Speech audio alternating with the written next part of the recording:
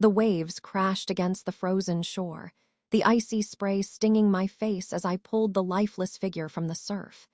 His body was cold, heavier than I expected, but something instinct maybe kept me from leaving him to the sea.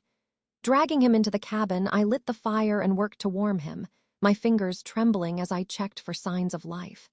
His skin was pale, his breathing shallow, but when his eyes finally opened, they weren't the eyes of an ordinary man. They were golden, sharp, and utterly inhuman. "Where am I?" His voice was hoarse, each word a struggle, yet his gaze pinned me in place like a hunter locking onto prey. "Safe," I managed, though the weight of that word felt fragile under his stare. He sat up with surprising strength, his movements too fluid, too predatory for someone who had just escaped death. Then I saw them deep gashes along his arms and shoulders, like claw marks, still oozing blood despite the cold. "You shouldn't have saved me," he said, his tone edged with warning. Before I could respond, a low, eerie howl echoed in the distance, carried on the wind. His expression hardened, and he pushed himself to his feet, his towering frame filling the room. "They'll come for me," he said, his voice quiet but heavy with certainty. Then his gaze shifted to me, a flicker of regret crossing his features. "And now they'll come for you too." Chapter 1, the icy shoreline. The wind sliced across the icy Alaskan shoreline, carrying the sharp scent of salt and snow. Brooke Langston pulled her scarf tighter against her face, her boots crunching through the frosted sand as she adjusted her binoculars. Ahead, a cluster of seals lounged on the rocks, their sleek bodies glistening with sea spray. She noted the count in her journal: 24 adults, 5 pups, and glanced at the waves rolling steadily toward the shore. It was quiet except for the occasional bark of a seal or the call of a gull circling overhead. But something else caught her attention today, something that didn't belong. A dark blur moved along the edge of the tree line, where the forest kissed the beach. Brooke lowered her binoculars and squinted. Wolves. A pack of them, their silver and gray coats stark against the white snow. She wasn't new to seeing wolves out here. They often hunted along the shoreline in winter, drawn by the seals and smaller marine creatures stranded in the shallows, but their behavior seemed off. They weren't hunting. Instead, they seemed to be watching, their heads turning toward the horizon, then back to the sea. The largest among them, an imposing creature with piercing yellow eyes, stood rigid at the front of the pack, its posture tense. Brooke shivered, but not from the cold. She glanced at her wristwatch. She had an hour before she needed to head back to the research station to log her findings. With a resigned sigh, she snapped her journal shut, slung her pack over her shoulder, and began trudging toward the wolves. It was a risk. Wolves were unpredictable, but her curiosity was stronger than her fear. As she approached, the largest wolf turned its head sharply in her direction. Its eyes locked onto hers, and she froze. There was intelligence in that gaze, something unsettlingly human. Before she could take another step, the pack scattered, disappearing into the trees like shadows melting into the forest. Brooke exhaled, her breath forming a white cloud in the frigid air. She adjusted her pack and turned back toward the shore. That was when she saw him, a man flailing in the freezing waters. Her heart lurched. Dropping her pack, she sprinted toward the shoreline, her boots sliding on the icy rocks. The man's head dipped below the waves, and panic surged through her. She yanked off her jacket, tossed aside her scarf, and plunged into the water without a second thought. The cold hit her like a sledgehammer, stealing the air from her lungs. She kicked furiously, her arms slicing through the water as she swam toward him. "Ivy got you." She gasped as her fingers closed around his wrist. His skin was ice cold, his weight dragging her down. Gritting her teeth, she summoned every ounce of strength to haul him toward the shore. The waves fought her, crashing over her head, but she refused to let go. Finally, her boots found purchase on the rocky seabed. She dragged the man onto the sand and collapsed beside him, her breath coming in ragged gasps. He lay motionless, his dark hair plastered to his pale face, his lips blue. "No," she muttered, crawling to his side. She pressed her fingers to his neck, searching desperately for a pulse. It was faint but steady. Brooke's hands trembled as she tore off her gloves and checked his face. His features were sharp, almost otherworldly, with high cheekbones and lashes so dark they seemed to cast shadows. Didn't he look like any fisherman or tourist she'd ever seen? "Hey," she said, shaking his shoulder. "Wake up." His eyelids fluttered, and for a moment she thought she saw the faint glow of amber in his eyes before they fell shut again. Cursing under her breath, Brooke shrugged out of her wet shirt, grabbed her discarded jacket, and wrapped it around him. She needed to get him warm. "Hang on," she murmured. The wolves were back. She could feel their eyes on her as she struggled to lift the man to his feet. Glancing over her shoulder, she saw the same yellow-eyed wolf standing at the edge of the trees, watching silently. "Help or leave," Brooke snapped at the animal, her voice shaky. The wolf tilted its head as if considering her words, then turned and vanished into the forest. It took everything Brooke had to drag the man to her cabin. The fire was already crackling in the hearth when she shoved the door open, her body trembling from exertion and cold. She laid him on the couch and grabbed the thickest blankets she could find, wrapping them around his body. His lips were still blue, his chest rising and falling shallowly. Brooke rubbed his arms and whispered, "Don't you dare die on me." After what felt like an eternity, his breathing steadied. Brooke sank to the floor beside him, her heart still hammering. She glanced at the silver necklace around her neck, the one her mother had given her before she died.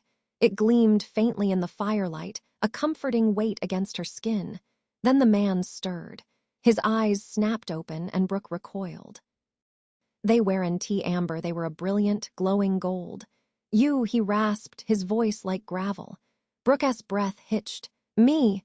His gaze darted to her necklace and a pained expression crossed his face. "Take it off," he whispered, his voice thick with desperation. "What, your necklace?" he said, his voice stronger now. "Take it off." Brooke stared at him, her instincts screaming at her to refuse. But before she could respond, he collapsed back onto the couch, unconscious once more. And outside, the howl of a wolf pierced the night. Chapter 2, Kieran S. Secrets. Brooke's hands hovered over the unconscious man as his shallow breathing filled the small cabin. The firelight cast flickering shadows across his face, softening the sharpness of his features. Despite the warmth she had wrapped him in, his skin remained unnervingly cold, his complexion pale as moonlight. Her mind raced with questions. Who was he? How had he ended up in the freezing water? And why had he reacted so strongly to her necklace? The silver chain pressed cool against her collarbone as if answering her thoughts, but it offered no comfort this time. Brooke pulled her knees to her chest and watched him for signs of waking. She didn't dare close her eyes, afraid that if she did, she'd open them to find him gone or worse. The wolves were still out there. She didn't know why the thought lingered, but their presence felt significant, as if their gaze had followed her from the shore to the very threshold of her cabin. Hours passed, the storm outside growing louder. The man stirred only once, mumbling words she couldn't make out, his voice low and rough. She caught something that sounded like shadow and pack, but the rest was swallowed by the crackle of the fire. Eventually, exhaustion overcame her. Brooke settled into the armchair by the hearth, clutching a blanket around her shoulders, her eyes fixed on him as sleep pulled her under. She woke to the sound of movement. Her eyes snapped open to see the man sitting upright on the couch, the blankets pooled around his waist.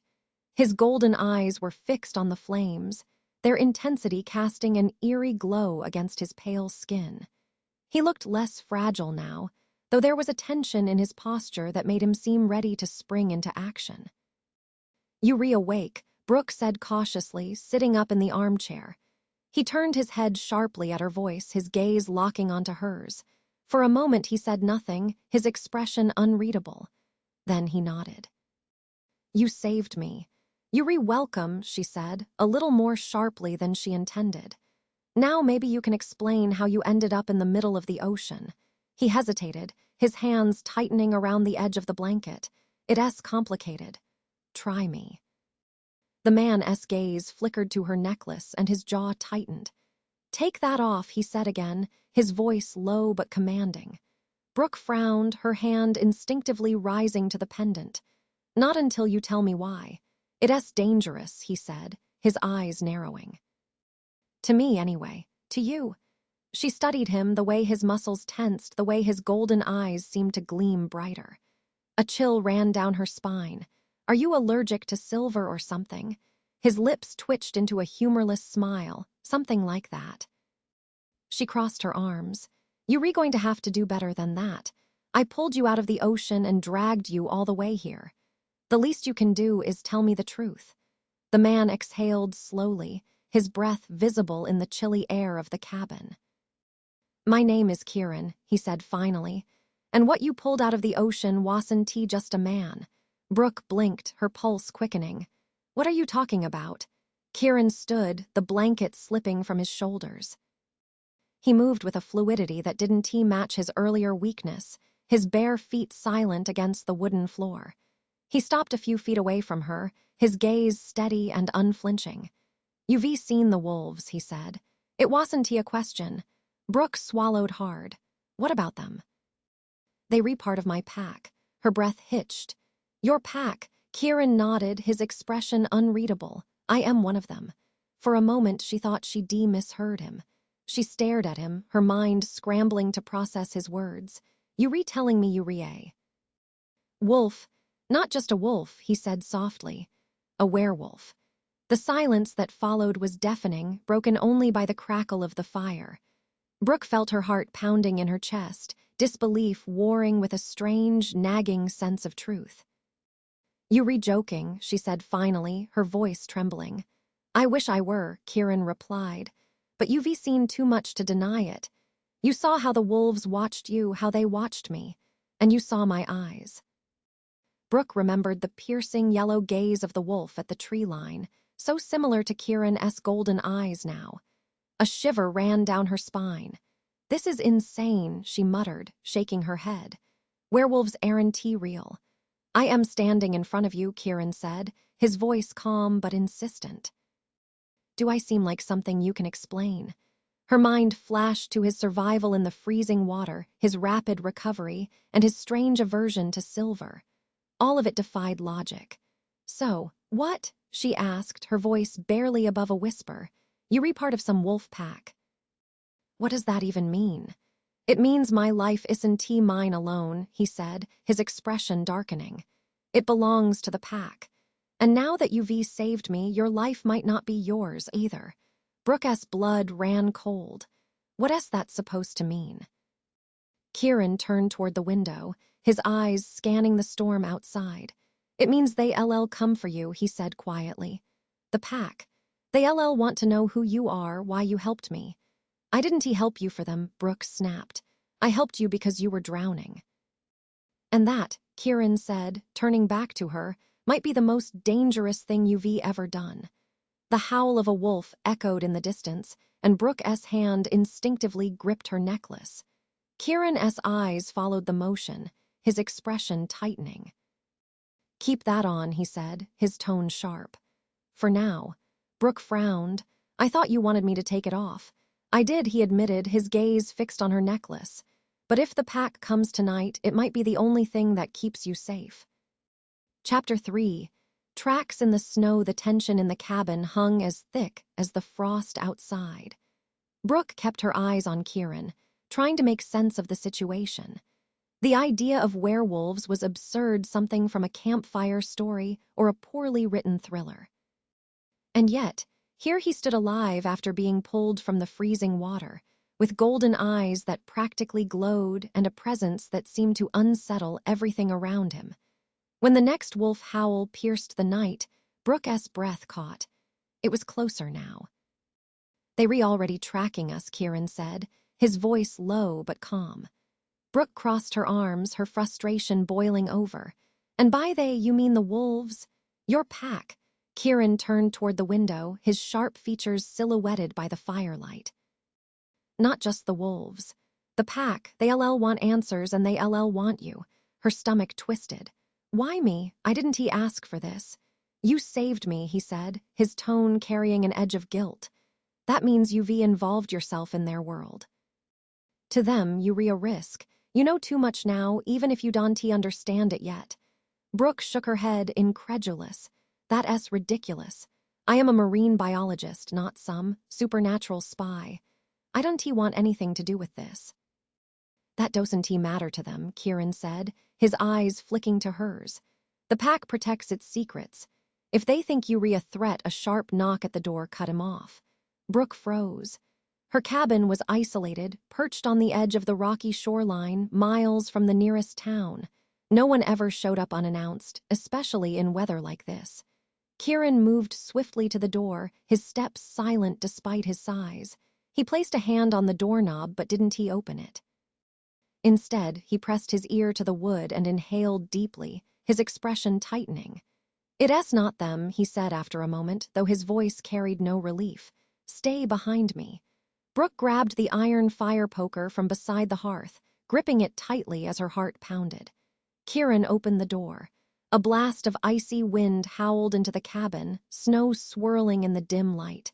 On the threshold stood a man in a heavy coat, his face obscured by a hood dusted with frost. "Interesting company you keeping these days, Kieran," the stranger said, his voice smooth but laced with menace. He pulled back his hood to reveal sharp features and piercing gray eyes. Brooke tightened her grip on the poker. "Who are you?" The man ignored her, his gaze locked on Kieran. "You're a hard man to track.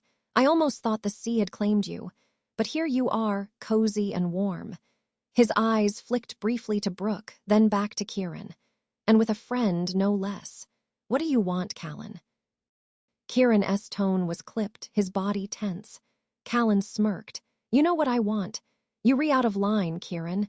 You left without permission, and you've brought an outsider into this mess. The pack is losing patience." Brooke's chest tightened as she processed his words. "The pack sent you." Callan finally acknowledged her with a glance, his expression amused. "Oh, they know about her now. You can thank Kieran for that." Kieran stepped forward, his body shielding Brooke from Callan's gaze. "She's not part of this." "She is now," Callan said smoothly, his smirk widening. "You've bound her to you the moment she pulled you out of that water. The pack will demand answers." "She's done nothing wrong," Kieran growled, his voice low and dangerous. "Doesn't matter," Callan said, his tone light but unyielding. "The Alpha will want to meet her, and if you try to shield her, you know what will happen." Brooke felt a surge of fear and anger. Enough of this cryptic nonsense, she snapped, stepping out from behind Kieran. "I don't know who you are or what your pack wants, but I am not going anywhere with you." Callan chuckled. "Feisty. I can see why you're fond of her, Kieran. But you'll find the pack isn't as forgiving." "Leave," Kieran said, his voice steady but cold. "Now." Callan's gray eyes hardened. "You're running out of time, Kieran. The longer you delay, the worse it'll be for both of you." He turned and walked into the storm without another word, disappearing into the swirling snow. The cabin door shut with a loud thud, sealing out the wind. "What the hell was that?" Brooke demanded, her voice shaking. "Trouble," Kieran said grimly, turning to face her. "Callan's a tracker. He's one of the Alpha's enforcers. If he's here, the pack isn't too far behind." Brooke stared at him, trying to keep her panic in check. "You retelling me I am being hunted by wolves because I pulled you out of the ocean. Do you hear how insane that sounds?" "It's more complicated than that," Kieran said, his voice low. "Then explain it to me," she demanded. He hesitated, then nodded toward the window. "You've seen the wolves, right? You've watched them long enough to notice they aren't like ordinary wolves." Brooke nodded reluctantly. "I've seen them do things that don't make sense. Like how they work together or how they seem to watch me sometimes." "That's because they not just wolves," Kieran said. "They part of a pack, a real pack, and the Alpha controls all of us." She narrowed her eyes. "All of you, including you." Kieran looked away, his jaw tightening. "Yes." Brooke's chest tightened with unease. "What does the Alpha want with me?" "Control," Kieran said. "The pack doesn't like loose ends. They'll see you as a liability unless I can convince them otherwise." "And how do you convince them?" Kieran met her gaze, his golden eyes burning with intensity, by proving that you were more valuable alive than dead. A cold chill ran down her spine and she clutched her necklace tighter. Outside, faint tracks in the snow led away from the cabin tracks that didn't belong to wolves or humans. Something darker had passed through the storm, leaving only questions in its wake. Chapter 4. The Alpha S warning. Brooke stared out the frost-rimed window of the cabin, her breath fogging the glass. Beyond the swirling snow, the forest loomed dark and impenetrable, as if it were waiting for something or someone. The weight of Kieran's words pressed down on her, heavier than the storm. "You retelling me they'll kill me to protect their secrets?" she asked, her voice trembling despite her effort to sound composed. Kieran leaned against the wall, his golden eyes fixed on her with a mix of regret and resolve. "The pack doesn't tolerate risks, Brooke. You knowing about me about them is a risk." She turned to him, her chest tightening. "So what now? Am I just supposed to hide here and hope they don't find me?" Kieran shook his head, his expression grim. "They already know where you are." Callan made sure of that. The mention of the tracker sent a shiver down her spine. His cold smirk and piercing gray eyes had been unnerving enough. The idea of more like him coming for her was unbearable. "Then why are we still here?" she asked, panic creeping into her voice. "Because running will only make it worse," Kieran said, his tone firm. "The pack sees fleeing as an admission of guilt. We need to face them head-on, show them you're not a threat. And you think that'll work?" Kieran hesitated, then nodded slowly. "It's our best shot." Brooke crossed her arms, her fingers brushing the silver necklace at her throat. The weight of it felt different now, less comforting, more ominous. "And if it doesn't," he looked away, the muscles in his jaw tightening. "Then I'll protect you, no matter what." His words hung in the air, and for a moment the tension between them shifted. There was something unspoken in his gaze, something that made Brooke's heart skip a beat despite the fear coursing through her. She quickly looked away, focusing on the fire instead. "What do I need to know?" she asked finally, her voice steadier. Kieran pushed off the wall and stepped closer to her, his movements deliberate and cautious, as if he were trying not to spook her. "First, you need to understand the hierarchy. The Alpha controls the pack, and his word is law. Defying him isn't just dangerous, it's suicide." "Great," Brooke muttered, rubbing her temples. "So this Alpha, he's the one I have to convince?" Kieran nodded. "Yes, but it's not just him. The pack will be there too. They'll judge you, decide if you're worth keeping alive. Like some kind of trial. More like an interrogation," Kieran said, and it won't be pleasant. Brooke felt a flicker of anger through her fear. "You're talking about me like I am some criminal.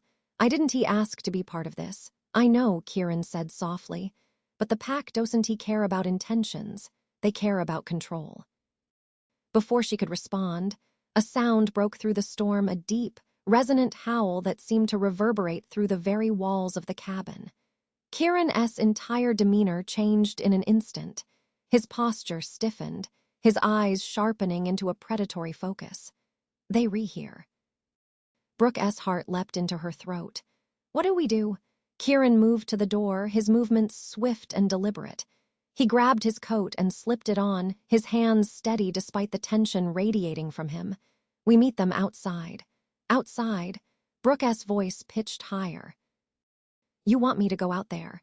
If you stay in here, they'll take it as defiance," Kieran said, his tone leaving no room for argument. "Stay close to me and don't say anything unless they ask you a direct question. Do you understand?" Brooke swallowed hard and nodded, though her legs felt like they might give out at any moment. She grabbed her coat and boots, her hands trembling as she bundled up against the cold. When they stepped outside, the storm seemed to pause, the snow falling in slow, deliberate flakes. A group of figures stood at the edge of the tree line, their forms barely visible in the dim light. As they stepped closer, Brooke's breath caught. They weren't just men. Their movements were too fluid, too deliberate. Their eyes gleamed in the dark, reflecting hues of gold and silver that were anything but human. One of them stood at the front, towering over the others. His presence was magnetic, commanding, and when he spoke, his voice was deep and resonant, carrying an authority that sent a shiver down Brooke's spine. "Kieran," the Alpha said, his piercing gaze locking onto him. "You've been careless." Kieran stepped forward, his posture firm but respectful. "She saved my life, Lucian. She didn't know what she was getting into." Lucian's gaze shifted to Brooke, and she felt as though he could see straight through her, down to her very soul. And yet, here she stands, tangled in something she can possibly understand. Brooke opened her mouth to speak, but Kieran shot her a sharp look and she clamped it shut. Lucian stepped closer, his eyes never leaving hers. "Do you understand what you've done, human?" She hesitated, then nodded. "I saved a life." A low growl rippled through the group behind Lucian, but the Alpha raised a hand, silencing them. "You've saved more than a life," he said, his tone laced with warning. "You've disrupted the balance. I didn't know," Brooke began, but Lucian cut her off. "Enough." His voice was a thunderclap, and Brooke flinched. Kieran stepped forward, placing himself between Lucian and Brooke. "This isn't her fault, Lucian. If anyone's to blame, it's me." Lucian's eyes narrowed. "You've grown soft, Kieran. That's dangerous for all of us." The tension between the two men was palpable, like a storm about to break. Brooke's instincts screamed at her to run, but she stood her ground, clutching the silver pendant at her throat like a lifeline. Lucian's gaze flicked to the necklace, and his expression darkened. Interesting choice of protection. Kieran tensed. She didn't know. Lucian's lips curled into a faint, humorless smile. Perhaps, but ignorance won to protect her from the consequences. He turned back to Brooke, his eyes cold and unrelenting. "You've been marked by this act, human. Whether you like it or not, you're part of this now. The question is, how far are you willing to go to survive?" The wind picked up, howling through the trees like a chorus of wolves. Brooke's fingers tightened around her necklace, and for the first time she wondered if even silver would be enough to save her. Chapter 5. The silver test. The icy wind tore through the clearing, but Brooke barely felt it. The Alpha's words hung heavy in the air, as if the storm itself had paused to await her answer. "How far am I willing to go to survive?" She repeated, her voice trembling but loud enough to carry. She lifted her chin, forcing herself to meet Lucian's piercing gaze. "I didn't ask for this. I didn't ask to be dragged into your world. But I am not going to just roll over and die because you've decided I am a problem." Lucian's eyes narrowed, the barest flicker of surprise breaking his icy facade. The wolves behind him exchanged glances, their gleaming eyes reflecting the faint moonlight. Kieran stepped closer to Brooke, his presence a steadying force at her side. "Lucian," he said, his voice calm but firm. "This isn't a challenge. She's not a threat to the pack. She saved my life, and that's all." Lucian tilted his head, studying Brooke as though she were a specimen under glass. "Not a threat," he mused, his tone laced with skepticism. His gaze dropped to the silver necklace glinting against her chest. "And yet she wears that." Brooke instinctively clutched the pendant, its familiar weight grounding her even as her pulse quickened. "It's just a necklace," she said defensively. Lucian took a step closer, his movements slow and deliberate. The pack followed, their silent presence adding to the oppressive weight of the moment. "Silver isn't just a necklace to us," Lucian said. "It burns, it wounds, it kills. And you wear it as if it's nothing." "Why?" Brooke's fingers tightened around the pendant. "It was my mother's," she said, her voice wavering. "She gave it to me before she died. It's all I have left of her." For a moment, Lucian said nothing.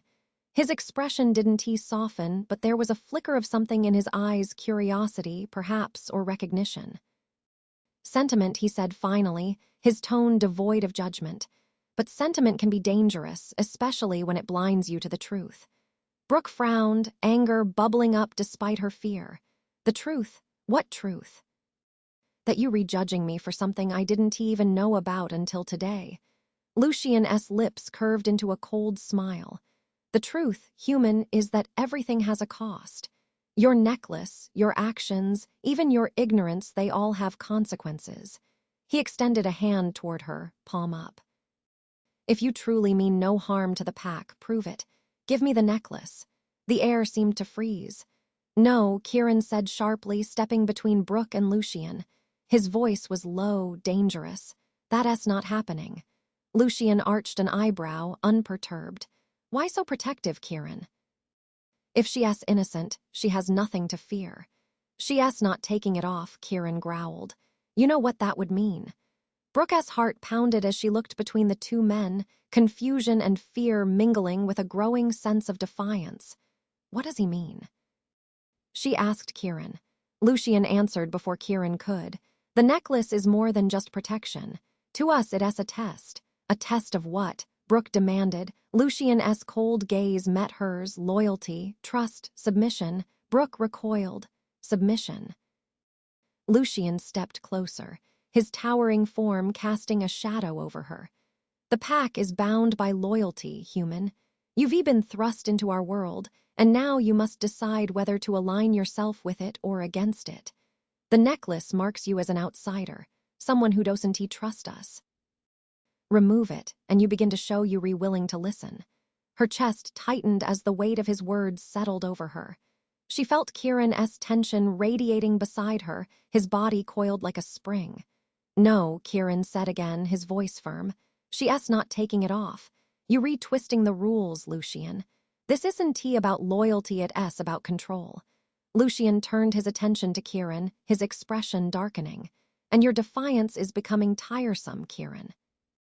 You've already broken the pack's trust by bringing her into this. Don't make it worse by standing in the way of her redemption. Brooke stepped forward, her fear giving way to anger. Enough, she snapped. The wolves behind Lucien stiffened, their glowing eyes fixed on her. Even Kieran looked startled. You want me to prove I am not a threat? She said, her voice trembling with adrenaline.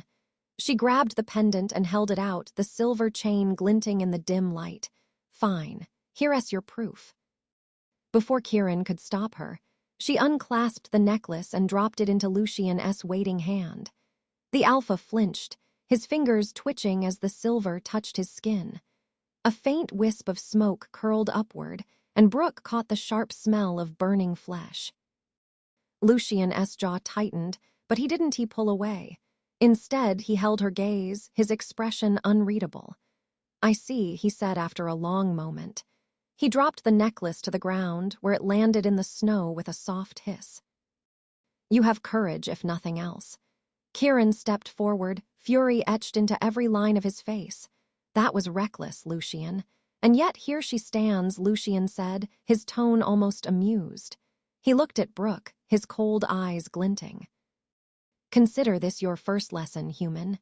The pack respects strength. Show weakness and it will devour you.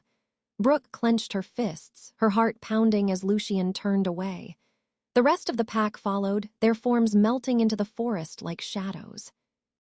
When they were gone, Kieran bent down, retrieved the necklace from the snow and handed it back to her.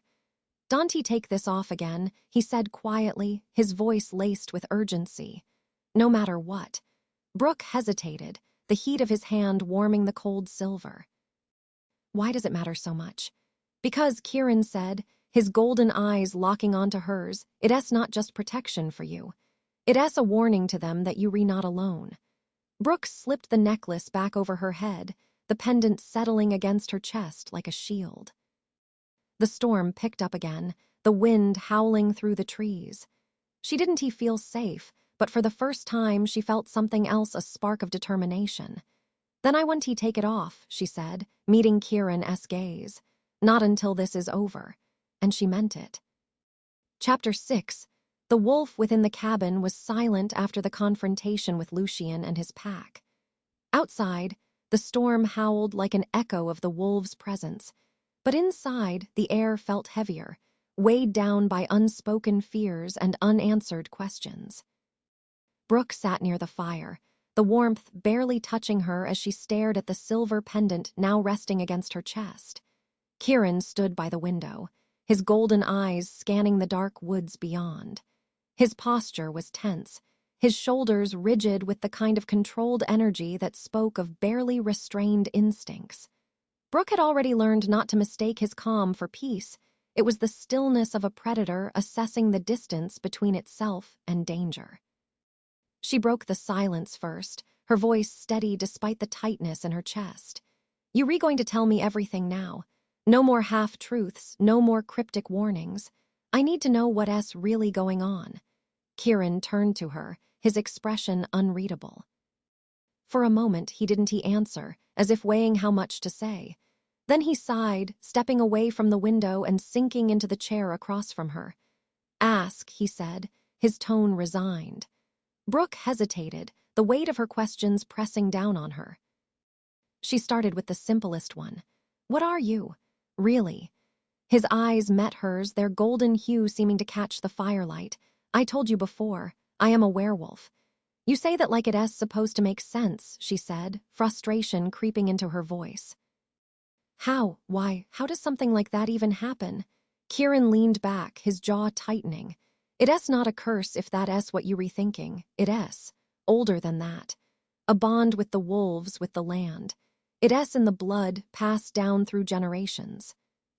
Some of us are born with it, others are chosen." "Chosen?" Brooke repeated, frowning. He nodded. "Sometimes the wolves pick someone who proves themselves strong, loyal, or worthy. The change isn't instant, but once it begins, there's no going back. You become one of them, part of the pack." Brooke swallowed hard, her mind racing. "And you, were you born into it or chosen?" Kieran's gaze flicked away, his expression hardening. "I was chosen," he said quietly. "Years ago. I didn't ask for it, but it saved my life." Her stomach churned at his words, the weight of them settling uncomfortably in her chest. "Saved you from what?" "Something worse," he said, his tone clipped. "Something I'd rather not talk about." Brooke didn't press him, though her curiosity burned. Instead, she asked the question that had been gnawing at her since Lucian's arrival. "Why does your alpha hate me so much?"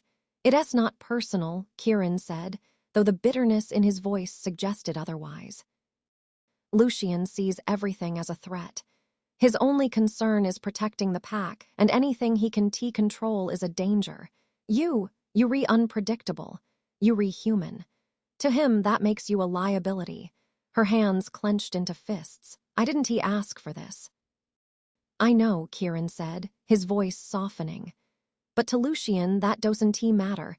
He doesn't think about what's fair. He thinks about survival." Brooke let out a shaky breath, her fingers brushing the pendant at her throat. "And the necklace. Why does it matter so much?" Kieran's eyes darkened. "Silver has always been a weapon against wolves. It burns, it wounds, and it kills. Your necklace isn't just a trinket, it's a symbol of defiance, of your separation from us. That's why Lucian wanted you to give it up. To test your loyalty and see if you're willing to trust the pack." She frowned. "But you told me not to take it off." "Because I know Lucian," Kieran said, leaning forward. "He's looking for an excuse to get rid of you. That necklace is your shield. As long as you wear it, he knows I am protecting you." Her heart skipped at his words, a mix of fear and gratitude flooding her. "Why are you protecting me, Kieran? You barely know me." For the first time, his composure cracked and something raw flickered in his eyes. "Because I owe you my life," he said simply. "You saved me when you didn't have to. I can let the pack hurt you for that." Brooke's breath caught. The intensity of his gaze made it hard to look away, but it also left her feeling exposed, as though he could see the doubts and fears swirling inside her. "And because," Kieran hesitated, his voice dropping, "because I don't want to see you get hurt." The silence that followed was deafening. Brooke opened her mouth to respond, but the words stuck in her throat. The storm outside howled louder, shaking the cabin, and the moment was broken. Kieran stood abruptly, his movements sharp. "We can stay here much longer. The pack won't wait forever, and if Callan is still tracking us, they'll know we haven't left." "Then what do we do?" Brooke asked, rising to her feet. "We go to them," Kieran said, his tone decisive. "On our terms. If we wait for them to come to us, we'll lose the advantage." Her stomach dropped. You want me to walk into the middle of a pack of werewolves. Are you out of your mind? It's the only way to end this, he said, his golden eyes locking onto hers. You saved my life, Brooke. Let me save yours. She hesitated, the weight of his words and the intensity in his gaze leaving her unsteady. The logical part of her screamed to stay behind, to run, to hide. But another part she barely understood knew he was right. Brooke swallowed her fear and nodded. Okay, let us do this. Kieran's lips twitched into the faintest smile, a glimmer of something softer breaking through his steely exterior. Stay close to me, he said, no matter what. As they stepped into the storm, the wind whipped around them, carrying with it the distant howls of wolves. Brooke tightened her grip on the silver pendant, her heart pounding as she followed Kieran into the unknown. Chapter 7. A pack divided the forest loomed ahead, dark and silent beneath the weight of the storm. Brooke trudged behind Kieran, her boots sinking into the snow with every step. The air was sharp with cold, and her breath came in shallow bursts, but she couldn't focus on the cold. Her mind raced with questions, fears, and the ominous certainty that they were walking straight into danger. Kieran moved with ease despite the deep snow, his body tense and alert as if he could sense things Brooke couldn't. Every so often, he glanced back at her, his golden eyes glowing faintly in the dim light of the moon. Are you okay? He asked, his voice low enough not to carry far. Brooke nodded, though her pulse was racing. I've been better. Kieran offered a fleeting look of sympathy before turning his attention back to the path ahead. We're almost there. The words did little to ease her nerves. Somewhere in the shadows of the forest, the pack was waiting. She thought of Lucian's cold, calculating gaze and the other wolves who had watched her like prey. What kind of reception would they find? Are they going to listen to you? She asked after a moment. Kieran hesitated, the pause heavier than she liked. Lucian will listen, he said finally. The rest of the pack. That's harder to say. Brooke frowned. I thought you said they follow the alpha. They do, Kieran said. But loyalty to Lucian doesn't mean they agree with him. The pack has its own fractures, its own divisions. Some of them are tired of his rules. And you? Brooke pressed. Kieran glanced at her, his expression unreadable. Let us just say Lucian and I don't always see eye to eye. The admission sent a fresh wave of unease through her. If Kieran wasn't fully aligned with the alpha, what chance did they have of convincing the pack to let her go? Then why would he listen to you? She asked, her voice sharper than she intended. Because Ivy earned his respect, Kieran said simply, and because he knows I'll fight if I have to. Brooke stopped in her tracks, her heart pounding. Fight? What do you mean, fight? You said this was about convincing him, not starting a war. It is, Kieran said, turning to face her. But if it comes to that, I need you to trust me. I'll do whatever it takes to protect you. She searched his face, her fear colliding with the strange sense of comfort his presence brought her. His determination was undeniable, but it also terrified her. Before she could respond, a low growl rumbled through the trees. Kieran's head snapped toward the sound, his body going rigid. Brooke's stomach clenched as she followed his gaze, her eyes scanning the shadows. They rehear, Kieran murmured. The growls grew louder, and one by one, shapes began to emerge from the darkness. Wolves. Their sleek forms moved with deadly grace, their eyes reflecting the moonlight like shards of gold and silver. Brooke counted at least a dozen, but she knew there were likely more hidden in the trees. At the center of the group, Lucian stepped forward, his human form as commanding as ever. His sharp features were shadowed by the faint light, and his piercing gaze locked onto Brooke. You've come to us willingly, he said, his voice calm but laced with menace. How? Unusual. We didn't come to fight, Kieran said, his tone steady but firm. We came to talk. Lucian arched an eyebrow, his expression unreadable. Talk. He glanced at Brooke, a faint smirk curling his lips. And what could she possibly have to say that I'd care to hear? She doesn't need to say anything, Kieran said, stepping in front of Brooke. I'll speak for her. Lucian's smile vanished, replaced by a cold, calculating look. You presume much, Kieran. UV already defied me once by involving her. Now you think you can bargain on her behalf. I am not bargaining, Kieran said, his voice hardening. I am asking for fairness. She has no threat to the pack. Let her go, and this ends here. A murmur rippled through the gathered wolves, their growls mixing with low, human voices. Brooke's heart raced as she realized they weren't all in agreement. Lucian turned to the pack, his expression stern. And what do you all think? Should we forgive this? Intrusion. One of the wolves, a massive creature with a scar across its muzzle, stepped forward, its growl deep and guttural. It shifted as it approached, its form blurring until a man stood in its place. His broad shoulders and fierce expression made him an intimidating figure. She's human, the man said, his voice rough. She doesn't belong here. We can trust her. Another voice broke in, this one from a smaller, wiry wolf with bright silver eyes. And what harm has she done? She saved Kieran's life. Isn't that worth something? The two wolves locked eyes, tension crackling between them. Lucian watched silently, his expression unreadable. Brooke's heart pounded as the debate grew louder, the pack's voices clashing in a chaotic chorus. She felt like an outsider in every sense of the word, caught in a conflict she barely understood. Kieran leaned closer to her, his voice low. Stay quiet. Let me handle this. Lucian finally raised a hand, silencing the pack. His gaze swept over them before settling back on Kieran and Brooke.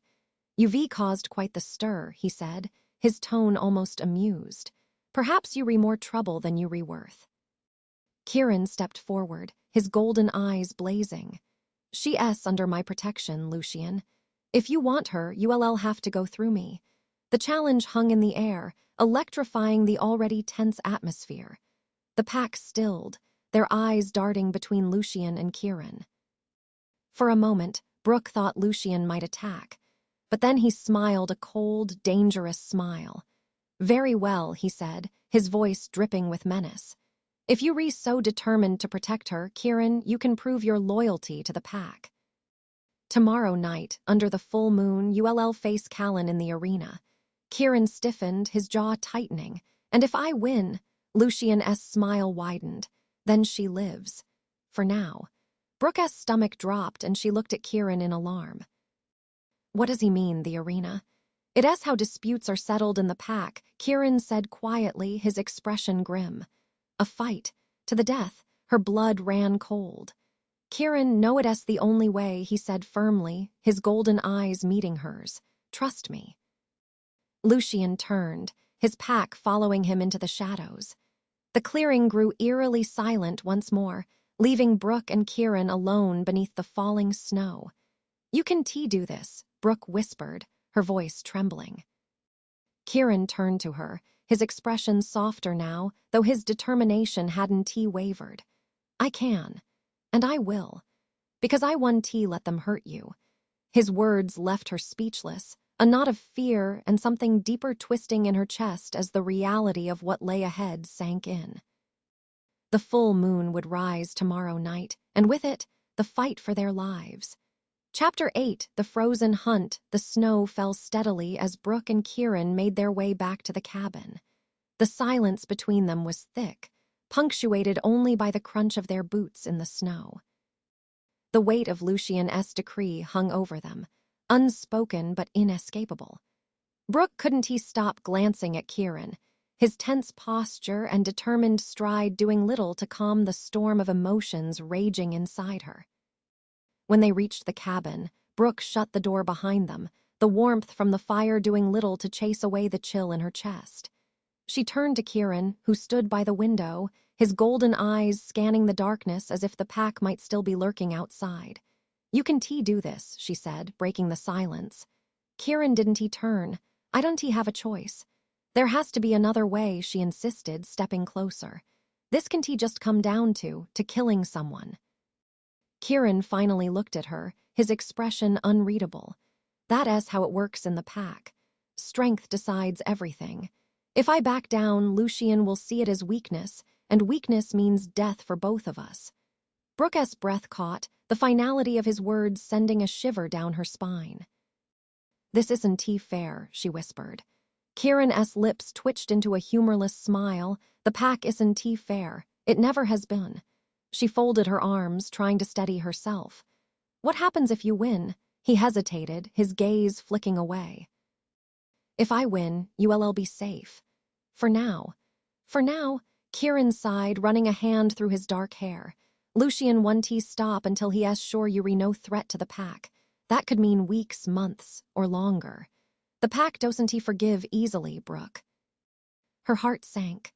"So no matter what you do, I'll never really be free of this, will I?" Kieran met her eyes, his expression pained. "Not as long as you with me." The words hit her like a blow, and for a moment she didn't know how to respond. She wanted to be angry, to yell at him for dragging her into this mess, but the look in his eyes stopped her. He wasn't just trying to protect her, he was carrying the weight of her safety on his shoulders, and it was tearing him apart. Brooke took a deep breath, forcing herself to focus. "Then we need to give you every advantage we can." Kieran arched an eyebrow. "What are you talking about?" "If you're going to fight, you need to be ready," she said, her voice firm. "Callan doesn't strike me as the type to play fair. We need to make sure you're stronger, faster, whatever it takes." Kieran stared at her for a moment before a faint smile tugged at the corner of his mouth. "You're a lot braver than you realize." She shrugged, her pulse quickening under his gaze. "Or just really stubborn?" "Both," he said, the warmth in his voice catching her off guard. The moment lingered before Kieran turned back to the window, his expression hardening. "There's one thing I need to do before tomorrow." Brooke frowned. "What is it?" "Lucian said the full moon will be tomorrow night," he said, his voice low. "That means tonight is our last chance to hunt." "Hunt," Kieran nodded. "The pack doesn't just fight with brute strength. We use the land, the animals, the wilderness itself. If I am going to face Callan, I need to reconnect with that part of myself." Her stomach tightened. "You going out there alone?" He hesitated. "I was planning to." Brooke stepped forward, her jaw tightening. "Not without me." Kieran turned to her, his expression a mix of surprise and concern. "Brooke, I am not letting you face this on your own," she said firmly. "If there's something I can do to help, I'll do it." For a long moment, Kieran just stared at her, the firelight casting shadows across his face. Then he nodded, his expression softening. "All right, but you'll need to keep up." The forest was darker than Brooke had ever seen it. The trees stood like silent sentinels, their branches heavy with snow. Kieran moved ahead of her, his steps so quiet they seemed to melt into the night. Brooke followed as closely as she could, her breath visible in the freezing air. She clutched her silver pendant, its cool weight a comforting presence against her chest. "Stay close," Kieran murmured, glancing back at her. "I am not going anywhere," she said, her voice steady despite the eerie stillness around them. They moved deeper into the woods, the shadows growing thicker. Brooke tried to focus on her footing, but her mind kept drifting to Kieran. The way he moved, the way his golden eyes scanned the darkness, it was like he was part of the forest itself, a predator perfectly attuned to its surroundings. Suddenly, Kieran stopped, his hand raised in a silent signal. Brooke froze, her heart pounding as she strained to see what he noticed. A movement in the distance. At first, it was just a flicker of shadow against shadow. Then she saw it a massive wolf with dark fur and piercing yellow eyes, its form barely distinguishable from the trees around it. Kieran's posture shifted, his muscles coiling like a spring. Brooke's pulse quickened as she realized he wasn't afraid. He was hunting. The wolf growled low, its breath visible in the frigid air. Kieran growled back, the sound deeper and more primal than anything she'd ever heard from a human. The wolf lunged. In a blur of motion, Kieran shifted. His human form dissolved, replaced by something larger, stronger, a massive wolf with dark fur and burning golden eyes. Brooke's breath caught as the two wolves collided, their snarls echoing through the forest. The fight was over quickly. Kieran pinned the other wolf, his teeth bared in a warning growl.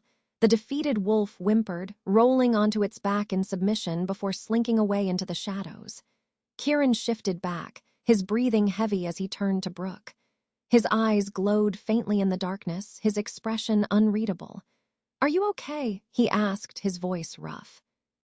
Brooke nodded, her pulse still racing. She searched for the right word and came up empty. Intense.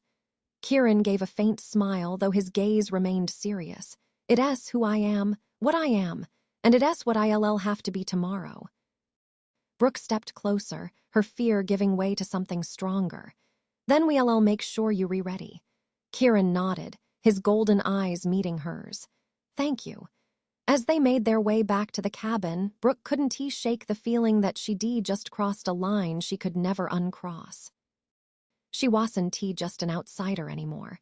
She was part of this, for better or worse. And tomorrow, the full moon would decide everything. Chapter 9, Shadows of the Past. The morning brought a thin veil of sunlight breaking through the storm clouds, casting the snowy forest in an eerie, ethereal glow. Brooke woke with a start, her body aching from the cold and the tension of the night before. She found Kieran already awake, sitting by the window with his back to her, his dark hair a disheveled mess. For a moment, she just watched him. There was something about the stillness in his posture, the way he seemed lost in thought, that made her hesitate to interrupt. But the weight of the coming night loomed over her like a storm cloud, and she couldn't ignore it. "Kieran," she said softly. He turned, his golden eyes meeting hers. They were as intense as ever, but there was a vulnerability there now, something raw and unguarded. "Morning," he said, his voice rough from disuse. Brooke pulled the blanket tighter around her shoulders, still chilled from the night. "Did you sleep at all?" "Didn't he need to," he said, shrugging. "Not with tonight coming." Her stomach twisted. "About tonight? Are you sure you're ready?" Kieran leaned back in his chair, his jaw tightening. "I don't have a choice. Callan won't hold back, and if I hesitate, it'll cost both of us." Brooke hesitated, then stood, crossing the room to stand near him. "There has to be more to this." "Lucian." He asked, too calculated. "It feels like this is about more than just you and me." Kieran's lips pressed into a thin line. "It is. Lucian's been waiting for an excuse to challenge me, to test my loyalty.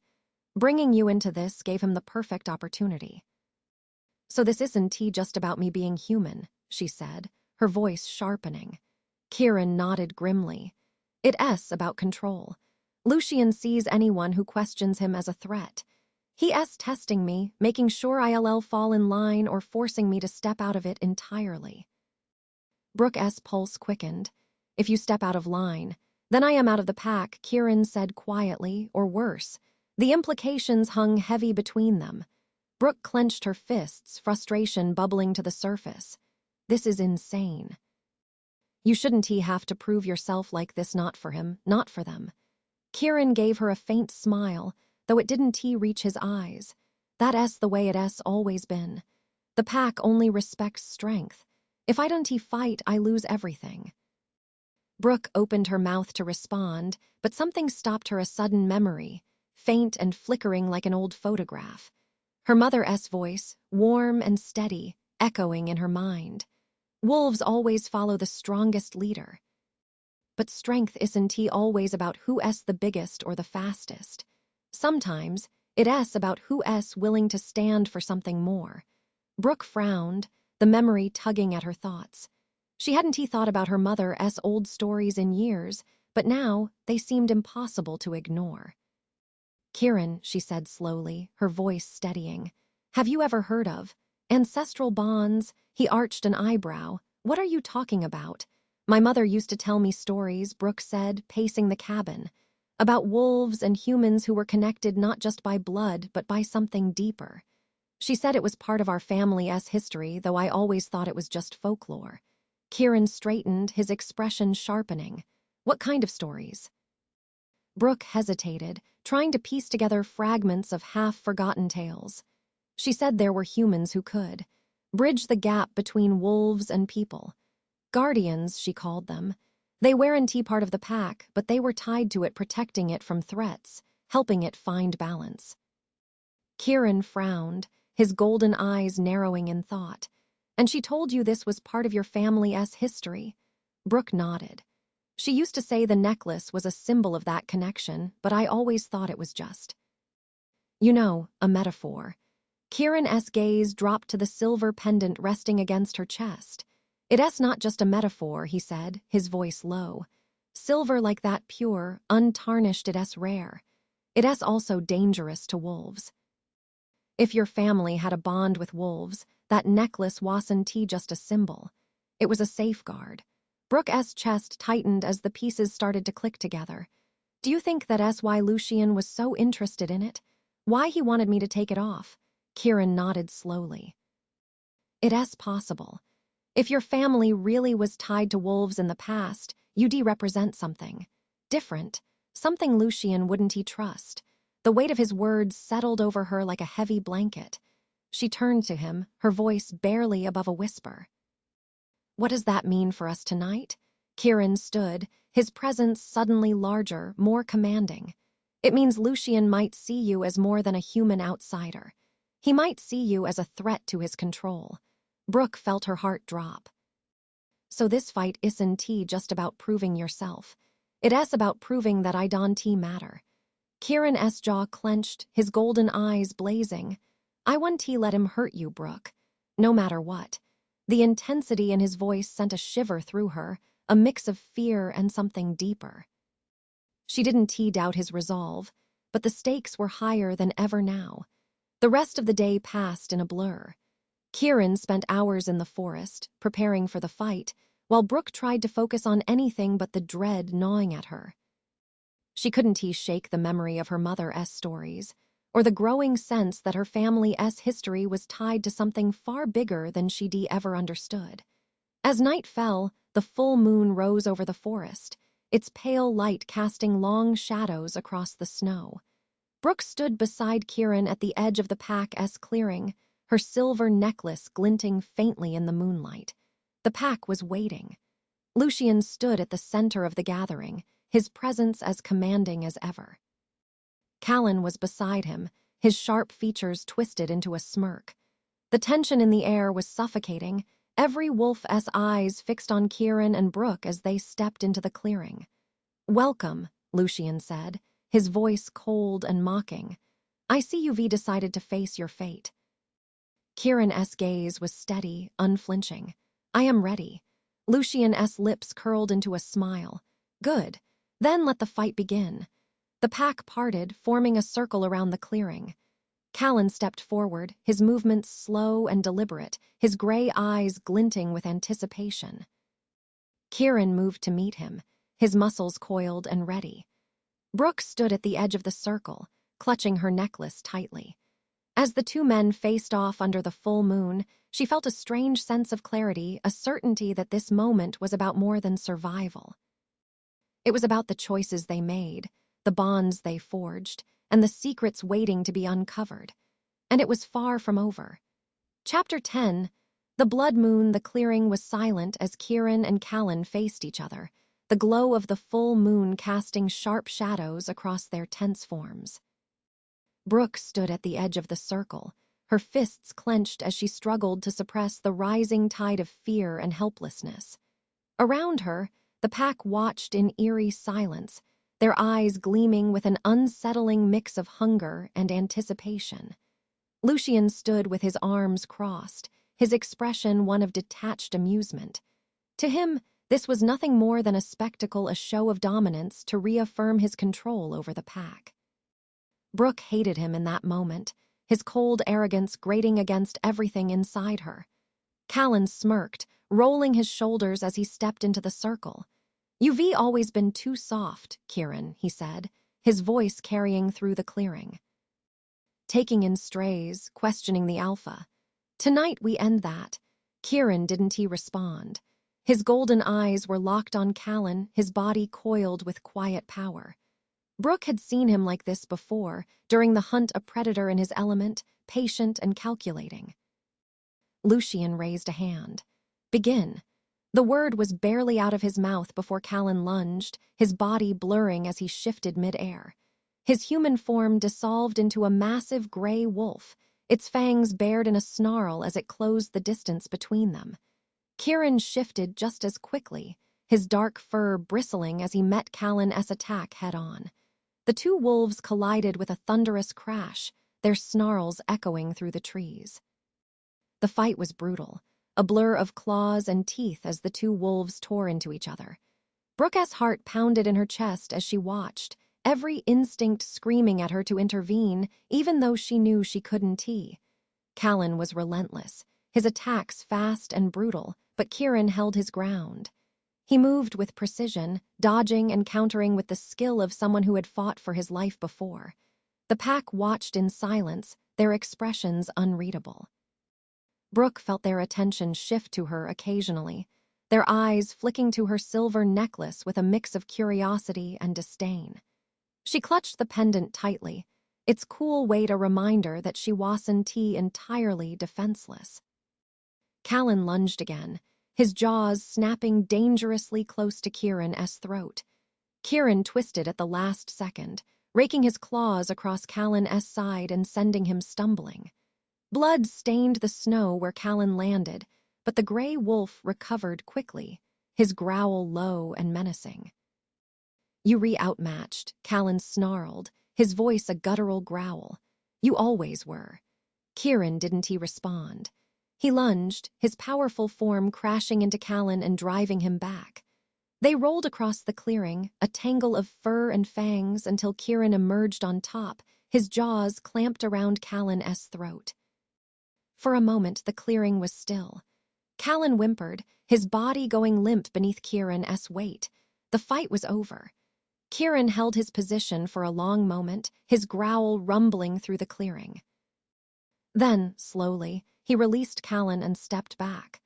Callan shifted back into his human form, his face pale and bloodied as he struggled to his knees. He glared at Kieran, hatred burning in his eyes, but he didn't move. Lucian stepped forward, his expression as cold and unreadable as ever. "Well done, Kieran," he said, his voice carrying an edge of mockery. "You've proven your strength once again." Kieran shifted back into his human form, his breathing heavy as he faced Lucian. "The fight's over. Let her go." Lucian's gaze flicked to Brooke, his eyes narrowing. Letting her go was never the question. Brooke stiffened, her grip tightening on her necklace. "You said I said she'd live," Lucian interrupted, his tone sharp. "And she will. But her survival depends on one thing." He stepped closer, his piercing gaze locking onto hers. "Prove your worth, human. Prove that you belong." "What the hell are you talking about?"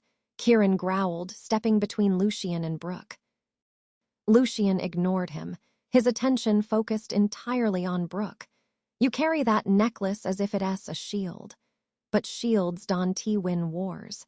If you want the pack to accept you, you'll need to show us more than fear." Brooke's pulse quickened as Lucian's words sank in. "You want me to fight?" Lucian smiled, a cruel glint in his eyes. "Not in the way you rethinking. But if you going to walk among wolves, you'll need to show that you understand what it means to be one of us." Brooke glanced at Kieran, her stomach churning. His expression was a mix of anger and concern, his fists clenched at his sides. "This isn't part of the deal, Lucian," Kieran said, his voice low and dangerous. Lucian tilted his head, his smile widening. "The deal was that she'd live. Whether she thrives is another matter entirely." The pack murmured in agreement, their eyes gleaming with anticipation. Brooke swallowed hard, her heart pounding. She felt the weight of their expectations pressing down on her, but she also felt something else: defiance, a spark of determination that refused to be snuffed out. "What do you want me to do?" she asked, her voice steadier than she felt. Lucian's smile faded, replaced by a calculating look. "There's a hunt," he said. "A trial. If you can prove yourself worthy, the pack may reconsider your place among us. And if I fail," Lucian's expression hardened, "then you'll have no place here. And Kieran's protection won't be enough to save you." The words hit her like a blow, but she forced herself to stand tall. She met Lucian's gaze, her fear giving way to a steely resolve. "I'll do it," she said. Kieran turned to her, his expression a mix of shock and protest.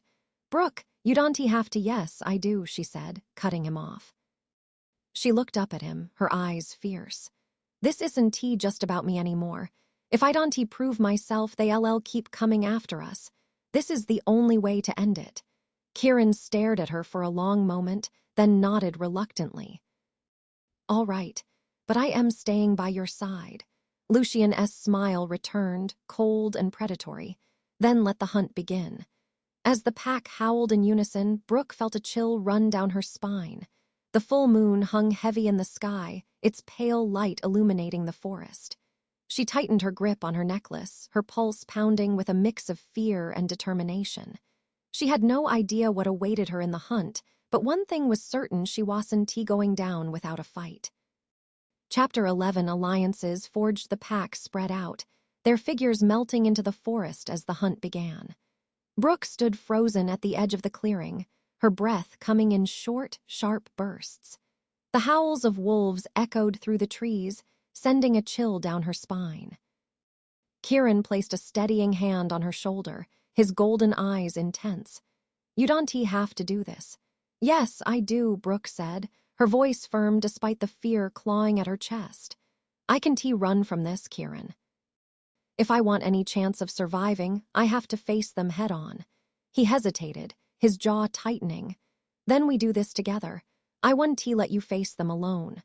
Brooke nodded, her fingers tightening around her silver necklace. What exactly am I supposed to do in this? Hunt. Kieran glanced toward the forest, his expression darkening.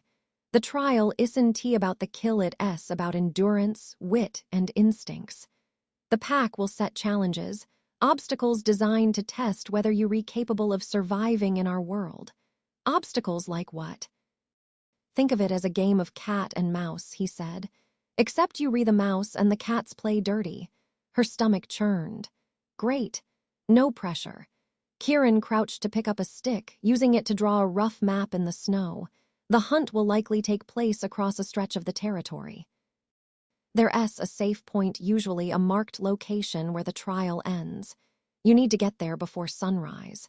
Brooke stared at the crude map, her mind racing. And if I don't, then they'll catch you, Kieran said, his voice grim. And that's not something you want to happen. Brooke swallowed hard. What about you? Are you part of this or just watching? Kieran hesitated, then shook his head. I am not allowed to interfere directly, but I'll be close. If things get out of hand, no, Brooke said firmly. You can risk yourself for me, Kieran. If they see you helping me, it'll only make things worse. His gaze hardened. I am not going to stand by and watch you get hurt. I'll be okay, she said, forcing a small, shaky smile. Ivy got a knack for staying alive. Kieran didn't look convinced, but he nodded reluctantly. Then let us make sure you stay that way. The trial began as Brooke entered the forest alone. The shadows seemed to close in around her, the towering trees blocking out most of the moonlight. Every step felt deliberate, her boots crunching softly against the snow as she moved deeper into the darkness. She tried to focus on Kieran's advice: stay alert, think ahead, and use the land to her advantage. But her senses felt dull compared to the wolves she knew were out there, circling like sharks waiting for the first drop of blood. A rustling to her left made her freeze. She crouched low, her heart pounding as her eyes scanned the trees. A shadow darted between the trunks, too fast for her to track. They retesting you, she whispered to herself, trying to stay calm. Stay calm. Keep moving. As she pushed forward, the air grew colder and the forest seemed to press closer. She stumbled over roots and ducked under low-hanging branches, her fingers gripping her necklace for comfort. The howls grew louder, echoing from all directions, making it impossible to tell where they were coming from. Suddenly, a figure stepped into her path. It was one of the wolves, a wiry man with silver eyes that gleamed in the moonlight. He didn't shift, but his stance was predatory, his movements slow and deliberate as he blocked her way. You're moving too loud, human, he said, his voice smooth and mocking. The forest can hear your every step. Brooke tightened her grip on the pendant. What do you want? Me? The wolf smirked, tilting his head. I want to see if you've got what it takes. Or if you're just another fragile human playing in a world you don't belong in. He lunged suddenly, too fast for her to react. Brooke stumbled back, her heart racing as he loomed over her. But before he could close the distance, another wolf darted out of the shadows, colliding with him and sending him sprawling.